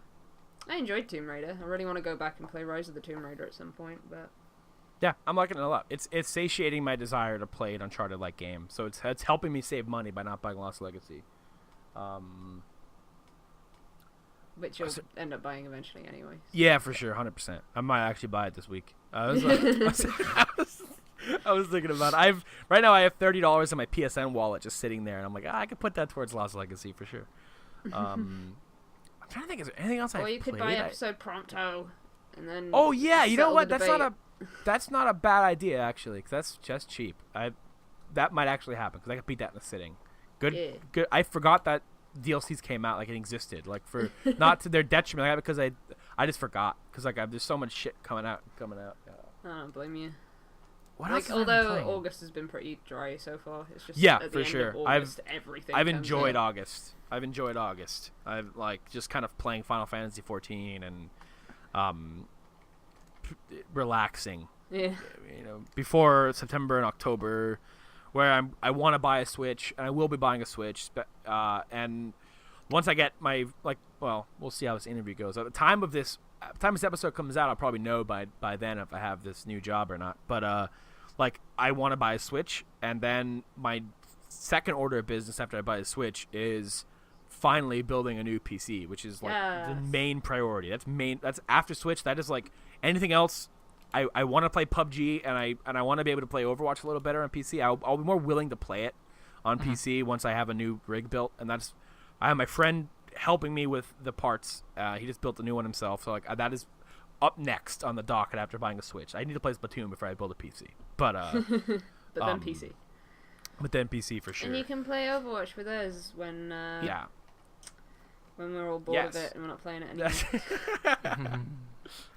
Yeah, I'm planning on buying a new PC. I'm planning on getting like a really good mouse, which I've never had before, like a cool keyboard. Because I've always just like, what? Let me go through my closet and find an old keyboard, because my other one broke. Yeah, sure. Like I just have these like hobo parts basically for everything. Yeah. So, yeah, I need new mouse and new keyboard. So I'm not looking for. Basically, from today, I am not looking forward to the rest of the year because I've worked out that I have about £450 worth of games coming out. Oh my god. Oh no. And starting from the 18th of September, my hours drop by 15 hours a week. So I'm like, oh, great. There's a new game pretty much every week. You're going to have to cut down the list, I think. The list isn't even that bad. It's Mario and Rabbids, Yakuza, Destiny, Fire Emblem Warriors, Mario Odyssey, and Pokken. It's a lot of games. I think a couple more little things as well, quote-unquote little things. Other things that aren't quite so obvious in my head. I'm going to have to ask for a couple of games for Christmas because there's just too many this year. I don't understand. But it's what game am I willing to wait on? I really want Mario and Rabbids. I can't believe that comes out so soon. Comes out next week. Can you believe how fast that's gone? Mm. Seems like only yesterday we were laughing at the idea of Mario with a gun. In an I guess it's unrelated to video games in a way, but I figured I'd bring it up because it's a point of interest in the world currently. As I watched the Death Note movie last night. Oh yeah, how was Netflix movie. So I hear it's okay. Yeah, I went into it. I read a lot of bad things about it, and I'm like, I expected to read that, like even if it was good, or like I expected to read that because like, and I'm gonna I figured no one was going to be fair to this. How thing big anyway. of are either of you like giant Death Note fans? I used to be, not so much anymore. I never finished it. Cause like I Sorry. Pocket Racer, I totally like get it when like you love something and like somebody adapts it and like you just flip out about every little thing, every little thing that's different. You scrutinize it more, I think, than a normal person. I liked Death Note. I like the anime. I actually like the Japanese movies, so I don't know. I don't know if my opinion counts for much. I've always had though kind of an unpopular. Like I like the second half of Death Note. Like a lot of people don't. Most people don't. Like I enjoyed that still. I like Nier and Mello. Like I thought they were good. Especially Mello. Is that the blonde girl? Yeah, the guy who eats chocolate. Yeah, so that's as far as I ever got. I meet her and then I stop every him? single time. It's a dude. It's a dude who eats chocolate. What? Yeah. I just asked, is it the blonde girl? And you said yes. Oh, I thought you said is it the blonde guy? No, the blonde girl. Oh, well, Misa's the blonde girl in the Yeah. thing. Yeah, no, that's not who you're thinking of. Okay. Mello is another, like, I guess, antagonist to the protagonist who kind of becomes not a. But Okay. I guess I've so- never met them then. My opinion on sort of adaptations of things is I'm always willing for something a bit different, because then it's something that I don't Already know have. what's going to happen. You know, it's something Yeah. new. Even if it's shit, at least it's something that I don't already know the entire plot of. what they And, did, and of course, it opens it up to more people. It's true. Yeah. and I think that was the intention with this. You know, like it takes place in Seattle instead of Japan, so like, you know, like everything's more Americanized. But overall, like I enjoyed watching it. Like I honestly did, and like it was a lot different. Like, and I think if the movie was 25-30 minutes longer, I think if it hit a 2-hour mark instead of being an hour and 40, because there was a point in the middle of the movie, the middle portion of the movie, where, like, in the anime, you kind of slowly, and again, like this is, it's an anime with 37 episodes. You know, like they had time to do this, like show Light's descent. And, like, just the way that he becomes Kira and the way that the public perceives him and the way that slowly builds as he slowly learns his way around the Death Note. Whereas in the movie, this kind of happens really fast. And he gets to Death Note, kills, like, 2 guys, and then, like, it cuts to this montage of, like, Kira rising and, like, people, like, his notoriety going up and him. But the thing with this movie is that he never really kind of, and light spoilers, not really anything major. The big differences between the original, like the source material, and this is that, like, in the source material, it's kind of a thing of Light kind of getting a god complex almost. Yeah. You know, not almost, literally getting a god complex. And whereas in the movie, he kind of doesn't. Like, Light kind of stays grounded in a way that is a lot different than the anime. Whereas, like, I can't say certain things because there'll be anime spoilers, and I can't say certain things because there'll be movie spoilers. But, like, the one who's kind of crazier in the movie is Misa, or in the movie her name is Mia. And I kind of I thought, like, Willem Dafoe as Ryuk was, like, you could have, like, half the I scenes in couldn't that think movie. of anyone else.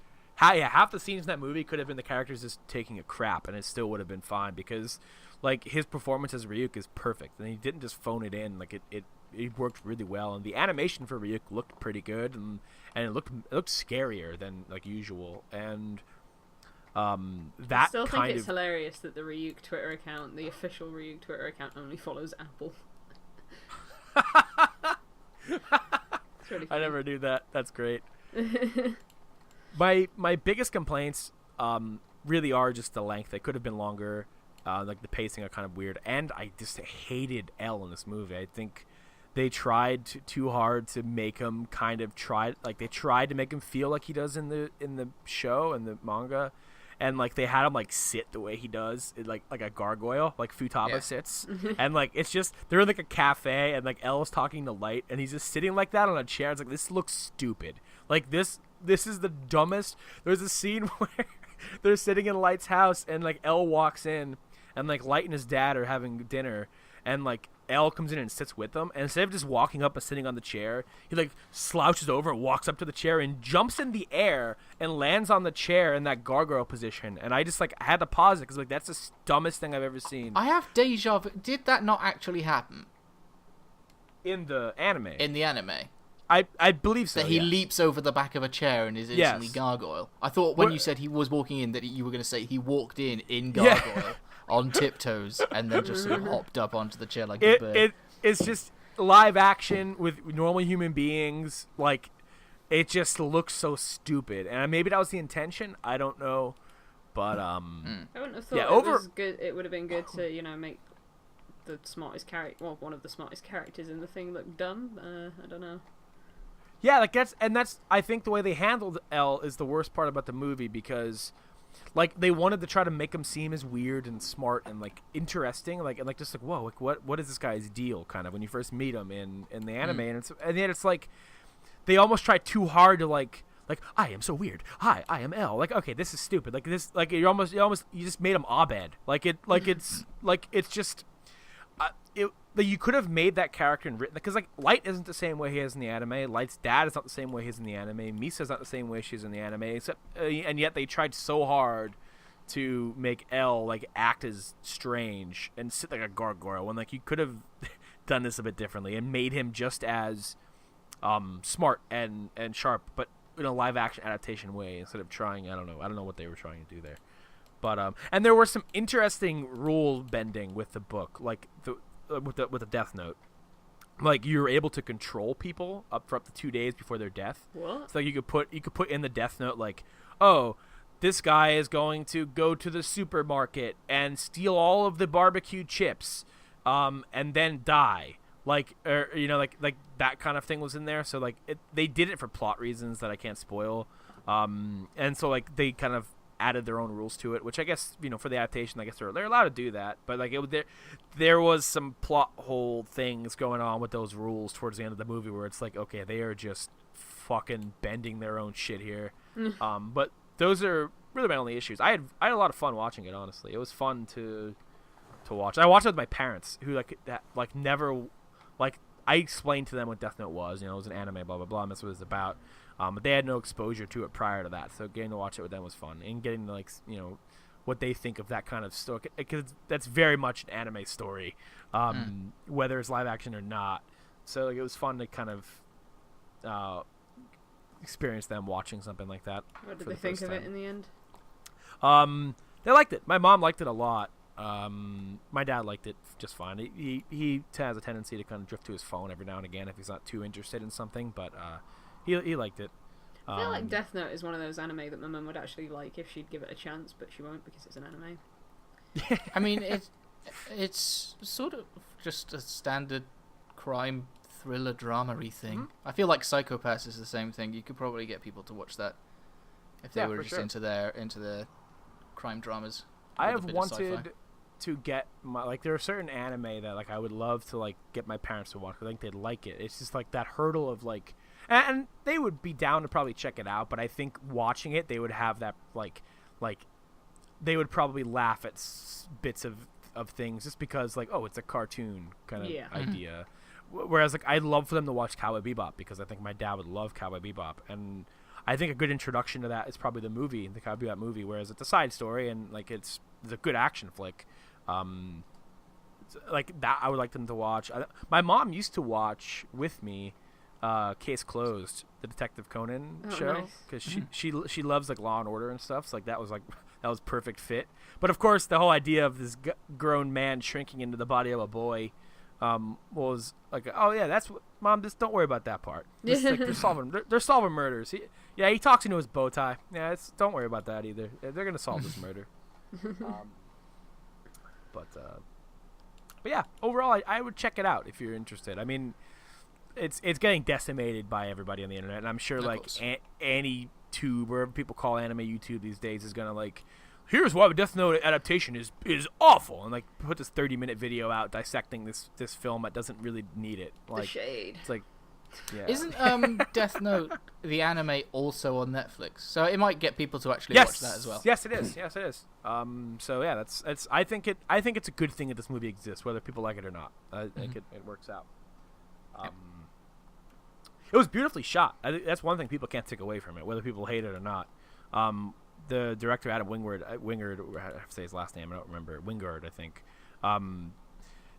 He's a stylistic guy. Like there's a lot of really cool shots in the movie, and I think they didn't. It wasn't. I don't think it's a careless adaptation. I think they very clearly cared about it. It's just, the some of the writing's not some as great. Interesting choices. Yeah, and like it wasn't. The deaths were really graphic. Like it was very disgusting deaths, but it was also kind of cool to watch them play out in live action. But yeah. Sorry, what's it rated at? On Netflix, it's rated as TVMA, which I guess if it was I guess I don't know if they is get that like Game of Thrones type. Yeah, I'm actually curious about Netflix movie ratings because I don't know if they go through the same like board. that movies get, because TVMA is a television rating, not a movie rating. So I assume it probably goes through them instead of the movie people. Since it goes to Netflix, I guess it counts as a Netflix original, even though it's a movie. Don't know, but yeah. I'm I sad that enjoyed it's a Netflix original because that means I can't watch it because I Yes, don't you have can. Netflix. Yes, you do. I don't have the login to your Netflix. I'll send it to you 'Cause again. I'm curious about it for sure. Yeah. Pat liked it. I was talking to Pat on Twitter earlier about it. Yeah, but Pat likes Pat's probably everything listening to 'cause this right now. He's a good Yes. soul. He's a weeb. Love you, Pat. Come back to England. Yeah, and like they kind of set it up for a sequel as well, which I'm actually hoping it gets, because like I'd like to see them make more of this. So like, yeah, consider me a fan of this thing that they made. How dare you? So I haven't really played anything else. I do want to talk comment, about and one more thing. subscribe if you want me and Bill to do an anime podcast again one day. Yeah, because the next thing I want to talk about is anime. So I need an outlet. I need an outlet to talk about this stuff. Again, I guess I could just make videos, but it's a lot easier for me to just do this. I started watching Welcome to the Ballroom, one of the new seasonal shows this season. Oh my god. Okay, so Is that a good oh my god or a bad? Yes, it's a good one. Before I watched this, I haven't seen Yuri on Ice. I was expecting something similar to that, like just from what I've like. Oh man, Annie-Twitter's all over it and this stuff and that. I'm like, I see screenshots of it, and I'm like, okay, this is a very unusual thing to make an anime about. Like, it kind of falls in line. I'm not saying figure skating's unusual and ballroom dance is unusual, but in terms of like, you know, the target audience for these things, like I felt it was something similar until I looked at it and it's like, oh, it's a shonen, and it's printed in a shonen magazine. And it's production IG, so I watched it, and it's basically a sports anime, but with dancing, with ballroom dancing, and like it takes ballroom dancing. So does everyone have special moves? Kind of, and that's why I around episode 3 or 4, there's one character who's doing a Latin dance, doing like a samba or whatever, and like it shows him out there doing this dance, and it's like getting all like hype, like a shonen sports anime. I'm like, holy shit, this is awesome! And then like it shows him, and it's like it was like, oh, he's on fire, and then it shows him, and like it has like this crazy still frame of him like all intense and mean with all these flames everywhere while he's doing this samba dance. I'm like, this is if I was watching like a basketball anime. That's what this is like, basically. Nice. And it gets real hype like that, like when they show the dance moves and the waltz and all these things. And this show is so good. I can't imagine anyone getting hype about a waltz. That's what's so good about it. And like, it's about this kid. Like, pretty much every shonen's about a kid who does not what he wants to do in his future. And he accidentally stumbles into a dance studio because these bullies are about to beat him up, and the one guy who runs it, this happens to be happening out front of the studio, and the head of the studio shows up on his motorcycle and breaks it up, and thinks he's there to take dance lessons. So he takes him inside, and that's how he finds out about this stuff. And there's a girl there he likes, so he wants to try to become her partner. But it kind of seems to be working like a battle anime where like he has new rivals showing up who he has to face in these dance competitions, and like, oh, it's so good. I can't believe it's so good. Like this, I was not expecting this. My friend told me to watch it. I had preconceived notions as to what it was. I thought it was another Yuri on Ice. It is not. This is Kuroko no Basket with fucking dancing. Like, I am all in. It is super good. I love it. I haven't been watching anime for a while, but now I kind of want to. Check it out. There's only like 7 episodes out currently, so like it's not too deep. I'm waiting for the Kino's Journey anime next season. That's what I'm waiting on my Crunchyroll subscription to come back for. So. Yeah, pretty much same. Is that next year? It's next season. Oh, nice. I'm so excited. We're getting a lot of sequels for like things that we all love, and like that's bizarre. Exciting it's super and also weird. Scary. Where's my Log Horizon 3? No, I haven't finished Log Horizon 2 yet, so you're not allowed it. Where's my No Game No Life 2? No one wants to make it because it's trash. I mean, they made a movie. They made a prequel movie. It's 1,000 years before oh my god. It's about how the world came to be. No Game No Life is so fucking stupid, and I hate it. I'm sorry, No Game No Life fans. I just can't because it sucks, and people attack me because of it. So it makes me want to say that it sucks even more. Where's my? Go ahead, Karos. I was gonna say, where's my Love Story 2? What's My Love Story? What is that? Which one is that? Is that with the big guy? Yeah. Yeah. I want to check that out. Oh, you'd like it. It's so good. You'd love it. Is it on Crunchyroll? Yeah, it is, I think. Yes. Yeah. Good. Good. You guys got to watch My Hero Academia as well. You know, This- Well, there might be a thing coming up that I might be watching it for. Oh, Tease. What was that sound for? that was an oh. Hashtag I was teasing, hashtag follow my Twitter, hashtag check me for updates in like a month. So, since I won't derail us with anime any further, I got my anime talk out of the way. not until we get another podcast on the go. Yeah. Kinross, what else have you been playing, dude? I've only played a couple of things, honestly. I've the one I actually want to talk about is Subsurface Circular. So Mike Bithell, who as of last month won by 2/3 majority the best non-Nintendo platforming game with Thomas Was Alone, tweeted last Friday saying, or just generally asking what the policy should be for announcing and releasing games, like what the appropriate time scale should be, which is something that I care deeply about. I feel like some games are announced far too soon, and the developer of Crackdown 3 admits that they announced it too soon. And so he announced and released a game in the same tweet last Friday, out of the blue. And it's classed as a Bithell short. It's actually very short. It's also only like £5 or something. How long did it take me to beat? Because I did beat it this morning, just before my stream. It's basically a little text adventure, visual novel type thing, solving puzzles. You're trying to solve the mystery of why robots have been going missing. It took me 2 hours. So robots have been going missing. You are a robot on the Subsurface Circular. It's basically the tube. And you're trying to work out what's going on. I can't really say much more than that without spoiling it. Yeah, I saw that he put that game out there. It's kind of out of the blue, and I hear it's really good. So in all of Bithell's games, it seems like they are continuing the theme that they are all linked in some way. The architects are a basic religion in this game. So yeah, you should, if you like,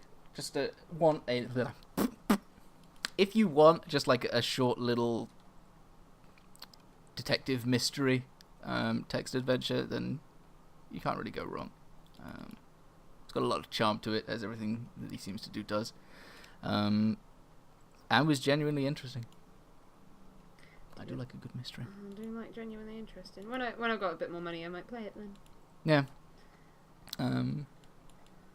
Some people have said that £5 might be a bit much for a 2-hour experience. I can sort of see that, but then cinema tickets also cost like £8, so... Yeah, cinema tickets are different though, because you get a seat with that. Yeah, I sat down when I was playing it. I mean, you say it's 2 hours, you say? It took me 2 hours. It might be a little bit shorter. I did get stumped for a while. That's around that. So I'd say it's enjoyable. fine. Yeah. I mean, I enjoyed it enough to actually want to finish it. True. Because you can play it in one session, but just because of life, I played it over 2. So I played for like an hour and then came back to it. So. Okay. I'll play it at some point. Yeah. I still haven't finished Volume though, so. Me neither, because I suck at the actual game. I don't know if I don't think I dislike Volume. I just don't think I like stealth games that much. Because Volume had some really interesting mechanics, and I was quite intrigued, but I never finished it. So I don't know. I think that it does also make references to stuff that happens in Volume, so I kind of do want to finish, but yeah, mechanically I can't beat that game at the moment. So. Sorry, Mr. Bithell. Sorry. But you did win Best Non-Nintendo Platformer, voted by 2/3 of the Permadeath podcast. And the only reason that Bill didn't vote for it is because he hasn't played it, so. Yeah. which you should. It's on everything. And You play the it other on the thing, microwave. it's not all right, not quite Skyrim. The other thing, also kind of related to our best non-Nintendo platformer thing, there was a little bit of upset that none of us picked any Sonic game. Sonic Heroes. Mostly because none of us had ever actually played one. So Sonic Mania, the best game, the best Sonic game in the last 15 years or whatever. Didn't Bill say something about... Oh no, that was in another episode. Never mind. I have played Sonic games. Oh, have you? You Okay. said you liked Sonic 2 at some point, did you not? Mm-hmm. Oh, all right. Sorry. My bad. Well, I picked up Sonic Mania. I'm not good at it. I am biased. I don't think that it does a particularly good job of explaining anything to anyone new to a Sonic game. And I think I've convinced Andy of the same, that if you previously played any of the 2D Sonic games, you're gonna be pretty set. You're gonna enjoy yourself. You'll know what's going on. If you never have, it turns out that what you're in for is a frustrating experience of not really being able to work out where you're supposed to go. Mario has a very strict go right system, which deviates from a bit, but Sonic is just generally, hey, we're going to drop you here, and somewhere there's an exit. Off you go. And it turns out there's a time limit. And it doesn't explain to you any mechanic at all in terms of going fast and how to speed up and things like that, which... I mean, you got the down dash, right? You do have that. It doesn't tell you about that, though. I mean, it's just kind of there. Yeah, I know, it's just kind of there, but it's actually required to, move. Because I don't think it ever really explained them in the old games either. I think it's just kind of like people just play them and just kind of learn it, like for a platformer anyway. Like the exit usually from at least from the old Sonic games I used to play, like you do kind of still always end up going to the right. There is a general rightness to it, but the path is not as simple. I think one of the things that about Sonic games, at least from like I used to play the old ones, like with Sonic 2, the one I played the most, is that like there are secrets in most levels, and there are like different pathways you can get to depending on if you are fast enough to get up on this loop or this ramp or get up to this section, and there are bonus stages to get and things like that. I think that kind of lends itself mostly to like replaying it. Like if you just want to play and beat the levels, you could just kind of run right, and like you'll get there eventually, whether you're going through loopsy-loops and going under the stage and things like that.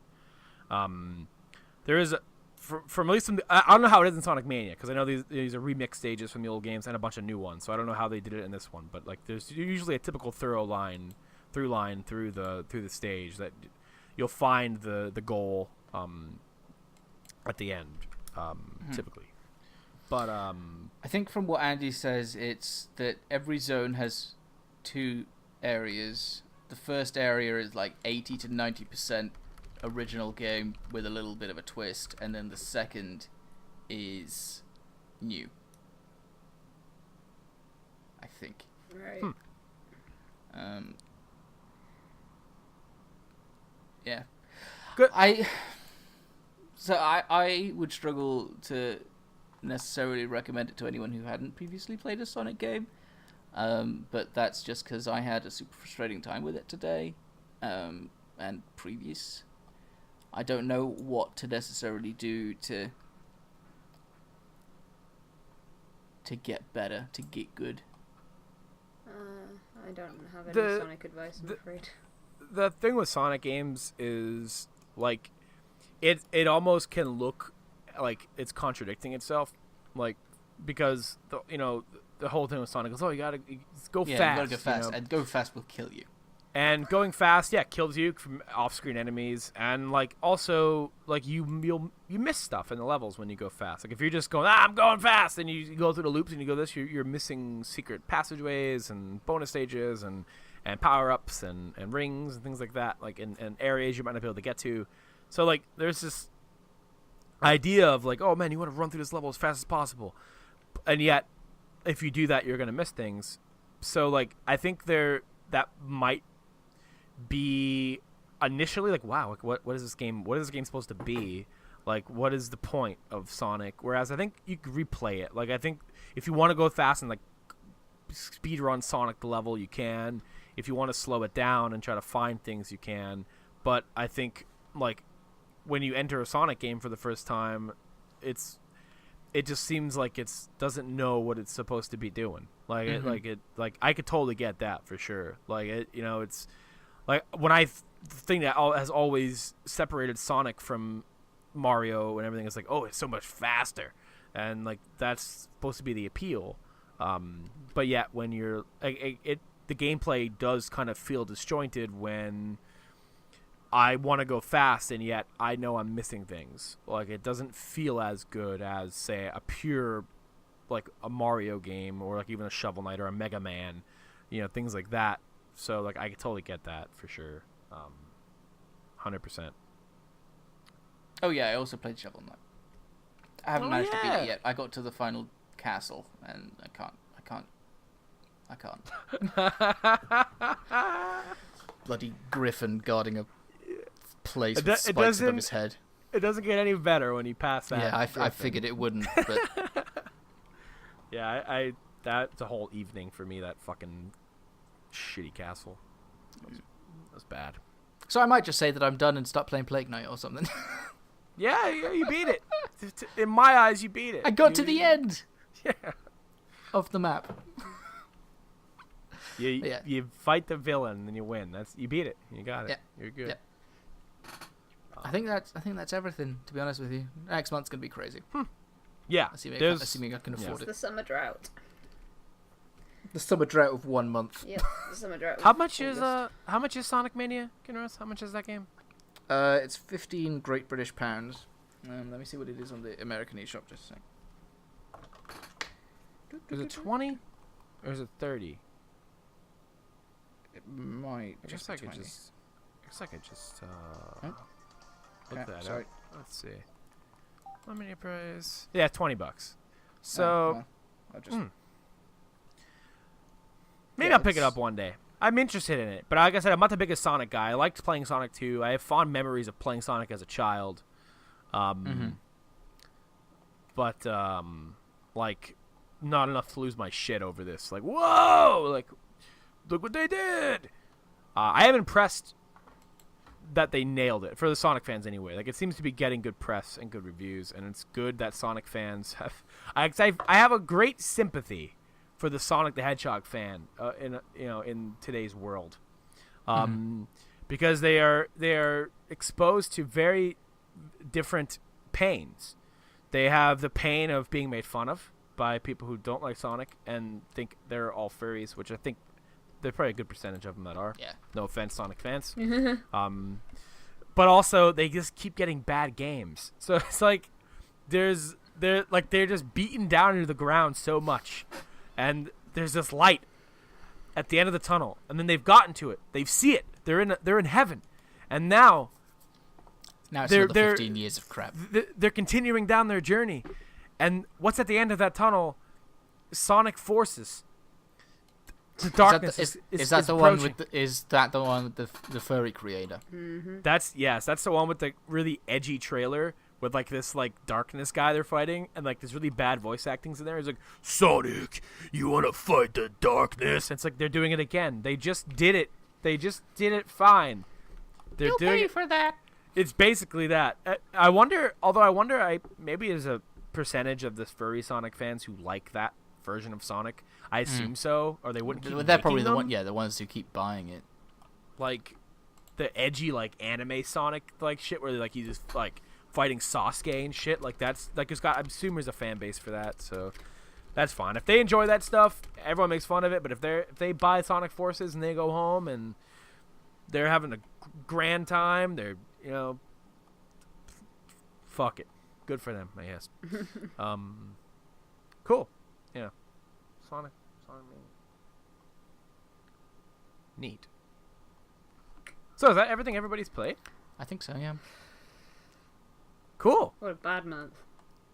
Maybe we'll just scrap this. Yeah, like I said, I really wish Yakuza Kiwami was out, and I wish I had more time with No Man's Sky. The fucking, I would have had Dishonored to talk about as well. This is just I'm next month we'll have a separate Destiny 2 video once I get enough distance into it. We might have a thing separate of everything that we played at EGX, or you've just generally got to look forward to that next month or next episode. Oh god, yeah, we're gonna have played so much stuff. Hopefully, Sea of Thieves is there. I don't know if I want to queue up. Oh crap! Yeah, I do. Get my webcam on. What was there? What was Sea there? of Thieves. Oh! You guys have to play Sea of Thieves. I'm making you do it. Okay. Unless the line's super long and you can't, and you know what I mean? If it cuts into something else. Well, we're only going on the Thursday, so we've only got one day to like do everything. Yeah, if you But can't. the Thursday is the least busy day, so. I'd like to hear how that game is. I'm actually really interested in that. If that game is really good, then again, if I build my new PC, I won't need to buy an Xbox. So, yeah, I guess I probably won't end up buying an Xbox then. I guess that's probably how that's gonna end up going. Never mind. But I was gonna say if it was good, I'll buy an Xbox for sure. But like, I could build my new PC and play PUBG and Sea of Thieves and all the other exclusives. Age of Empires HD. Interesting model they've got running up. Oh, they announced a new Age of Empires. Yes, they did. Age of Empires 4. That's cool. Good for them. They also released the story for Half-Life 3. But... Yo, oh my god. Yo, okay. So, I don't know if I've ripped on Valve in the past on here. I might have. Probably. But, like, I hate them. Like, I fucking hate Valve. Like, I really do. Like, I've never went from, like, oh, these guys are, like, these are one of the best developers in the world, to, like, I hate these fucking people. I just cannot believe that, like, this is it. This is the end of Half-Life, is a fucking blog post with changed names. Like, if you want to, like, the current-day Valve narrative is you just play back-to-back, like in a video clip, the fucking audience reaction to Artifact, a Dota card game, and then just a picture of that blog post. Like, there it is. Like, put the audio. What happened? With Artifact? I don't know what happened, and I don't know. I genuinely don't know anything about Half-Life. The head writer for Half-Life posted a blog post that he said was basic. It was either Half-Life 2 Episode 3 or Half-Life 3 of basically what the story was going to be. Yeah. He gave fans closure. He ended the fucking story on a blog post. Mark Laidlaw, I think his name was, one of the lead writers. Yeah, came out and went, okay, you know what? I don't know if maybe like an NDA lifted or if like they're just I don't know, but he has also since said that there are other versions of the story, so this isn't necessarily the definitive one of what it would have been, but this is like the one that he liked the most, or he would have made. And suck on that, Half-Life fans. Even though I've not played more than a couple of hours of Half-Life 1 or Half-Life 2, even, the story sounded pretty damn interesting. It sounded awesome in that post, man. I was like, oh man, this would be cool to see. Like, oh my god. There's a lot of trans-dimensional travel and flashing into all they had to do. The games that they've made, and all except for Team Fortress. It was. All they had to do was make Episode 3. Like, and then if they really wanted to, just end Half-Life there. Like, you don't have to make a Half-Life 3. Like, the episodes weren't full-length games. Like, they were like, I don't understand. Do you think that he put this out so that someone can make a knockoff game that is essentially like they could basically make it in Gmod or something? That'd be cool. Like, to like make that storyline, using the models, they could definitely do that. I'm not sure what would happen to them, but you know what's so oh shit, what was I gonna say? Disheartening. He released a story. You could have ended it there. Like, I don't remember exactly what I was gonna say, but like it's just so sad that this is like what it has come to. Like, you have that's what in that post he has like non-story related things, I guess, like, because whoever's supposed to be writing this blog post is like from the perspective of somebody, I guess, in the game. I think but it's supposed to be from the perspective of Freeman. he has all of these fourth wall breaking things where he's talking about Valve, and like talking about how like things inside of the Resistance, which is Valve, have gone horribly wrong, and a lot of the old guard have left, and new leaders have taken over, and some people still hang on, trying to retain the spirit of the old Resistance, but they are losing the battle, almost as if like, okay, this has nothing to do with the game right now. You're very clearly talking about how shit Valve has become. They have like 8 people working on Team Fortress 2, like promising features that are still not out there, and then you have your entire team focused on making fucking hats for Dota and making a card game. Like, come on, man. Like it bums me out because I'm not interested in that output. And I know there are people who are, like millions of people who are interested in Dota, who are interested in Counter-Strike, and that's fine. Those games are fine. But Counter-Strike, they didn't make a new game, Global Offensive. It's the same fucking Counter-Strike. It's new engine, blah, blah, blah, blah. It plays like Counter-Strike. They've made that game already. Like, that's not new to me. Dota 2 is not new to me. They took an old mod and hired the guy who made it, and they made Dota 2. You know, they didn't come up with something brand new and fresh with that. Like, they've totally seized. And Gabe Newell can come out and say all he wants. Oh, we're working on new stuff. Okay, really, dude? Like, are you really working on new stuff? Like, you could say that and, like, everyone will believe you because you're Gabe fucking Newell. But, like, at this point, like, I don't believe you. I don't when he has an AMA and he gives his witty one-line answers, like, to Half-Life 3 questions. Oh, we don't say the number 3. Like, well, then fuck off. Like, I hate that company so much because they have given people such great experiences.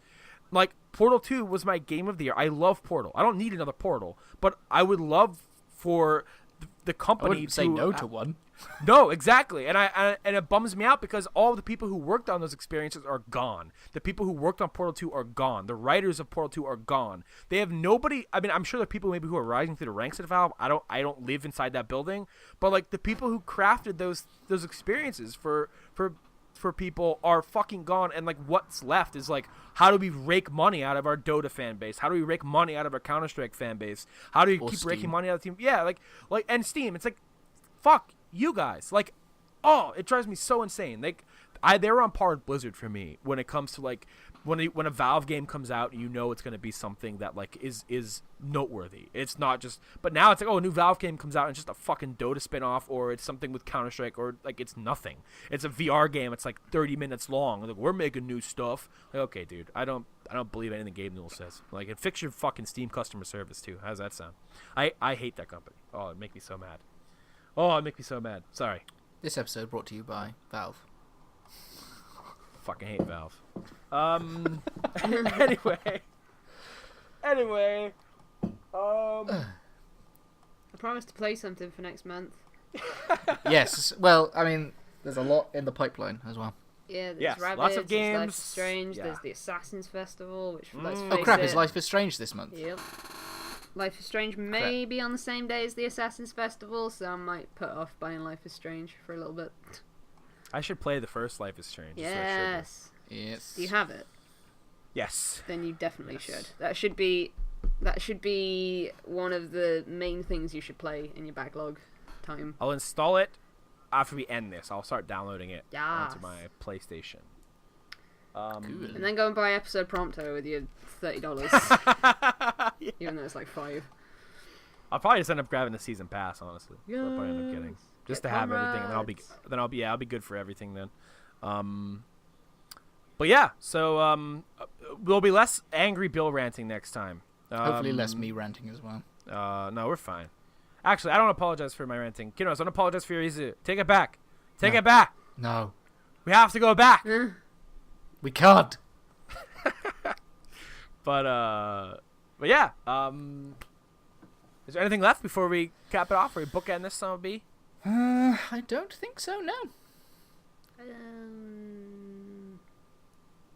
Oh, we have a Discord. It's in the links below. Oh, It's yeah, also yeah. pinned to our Twitter. I know no one's here at this point, but we have a Discord. Come along. Yeah, that's a good thing to plug because, while I'm not ever officially announcing anything yet, there will be some cool changes coming to the channel in the future. Within at least a month or two. can't wait. Like, and the Discord kind of, I think, becomes a cornerstone of that eventually, and there'll be, we'll be hanging out in there a lot, and there'll be other people hanging in there a lot, and like it'll be cool. There's some cool stuff coming, to the channel, in terms of visually and content-wise, that is going to be fun. And that stuff's actually happening. Those are not empty promises. That stuff is for sure coming. It We have a starts doc. with me playing some DLC that's promoted for Assassin's Creed Origins. So yes, Yeah, look I forward to that. technically does. You can follow us on Twitter at PermaPodcast. If it's your first time listening to the show, thank you for listening so far in. We hope you enjoyed it. We hope you enjoyed us. There'll be plenty more of us to come. You can follow all of our Twitter links are in the description down below. I don't think I need to say it out loud. But if you're listening on audio services, I guess Yes. don't add me while you're driving on Twitter. I don't want to kill you. You can follow me on Twitter at Pepperdham. Look for the mean-looking avatar. It's my face as a child. It's scary. That's how you know you've gotten the right one. Yeah. It's me. And it's looking terrifying. You can, It's not a good brand, but it's fine. you can find Anyway, me you at guys. Bizarre Jelly 5. It's the only one there, so that's me. Yeah. And I, as everywhere, am at Kinross07. Although, if you follow at Perma Podcast, all of our Twitters are there.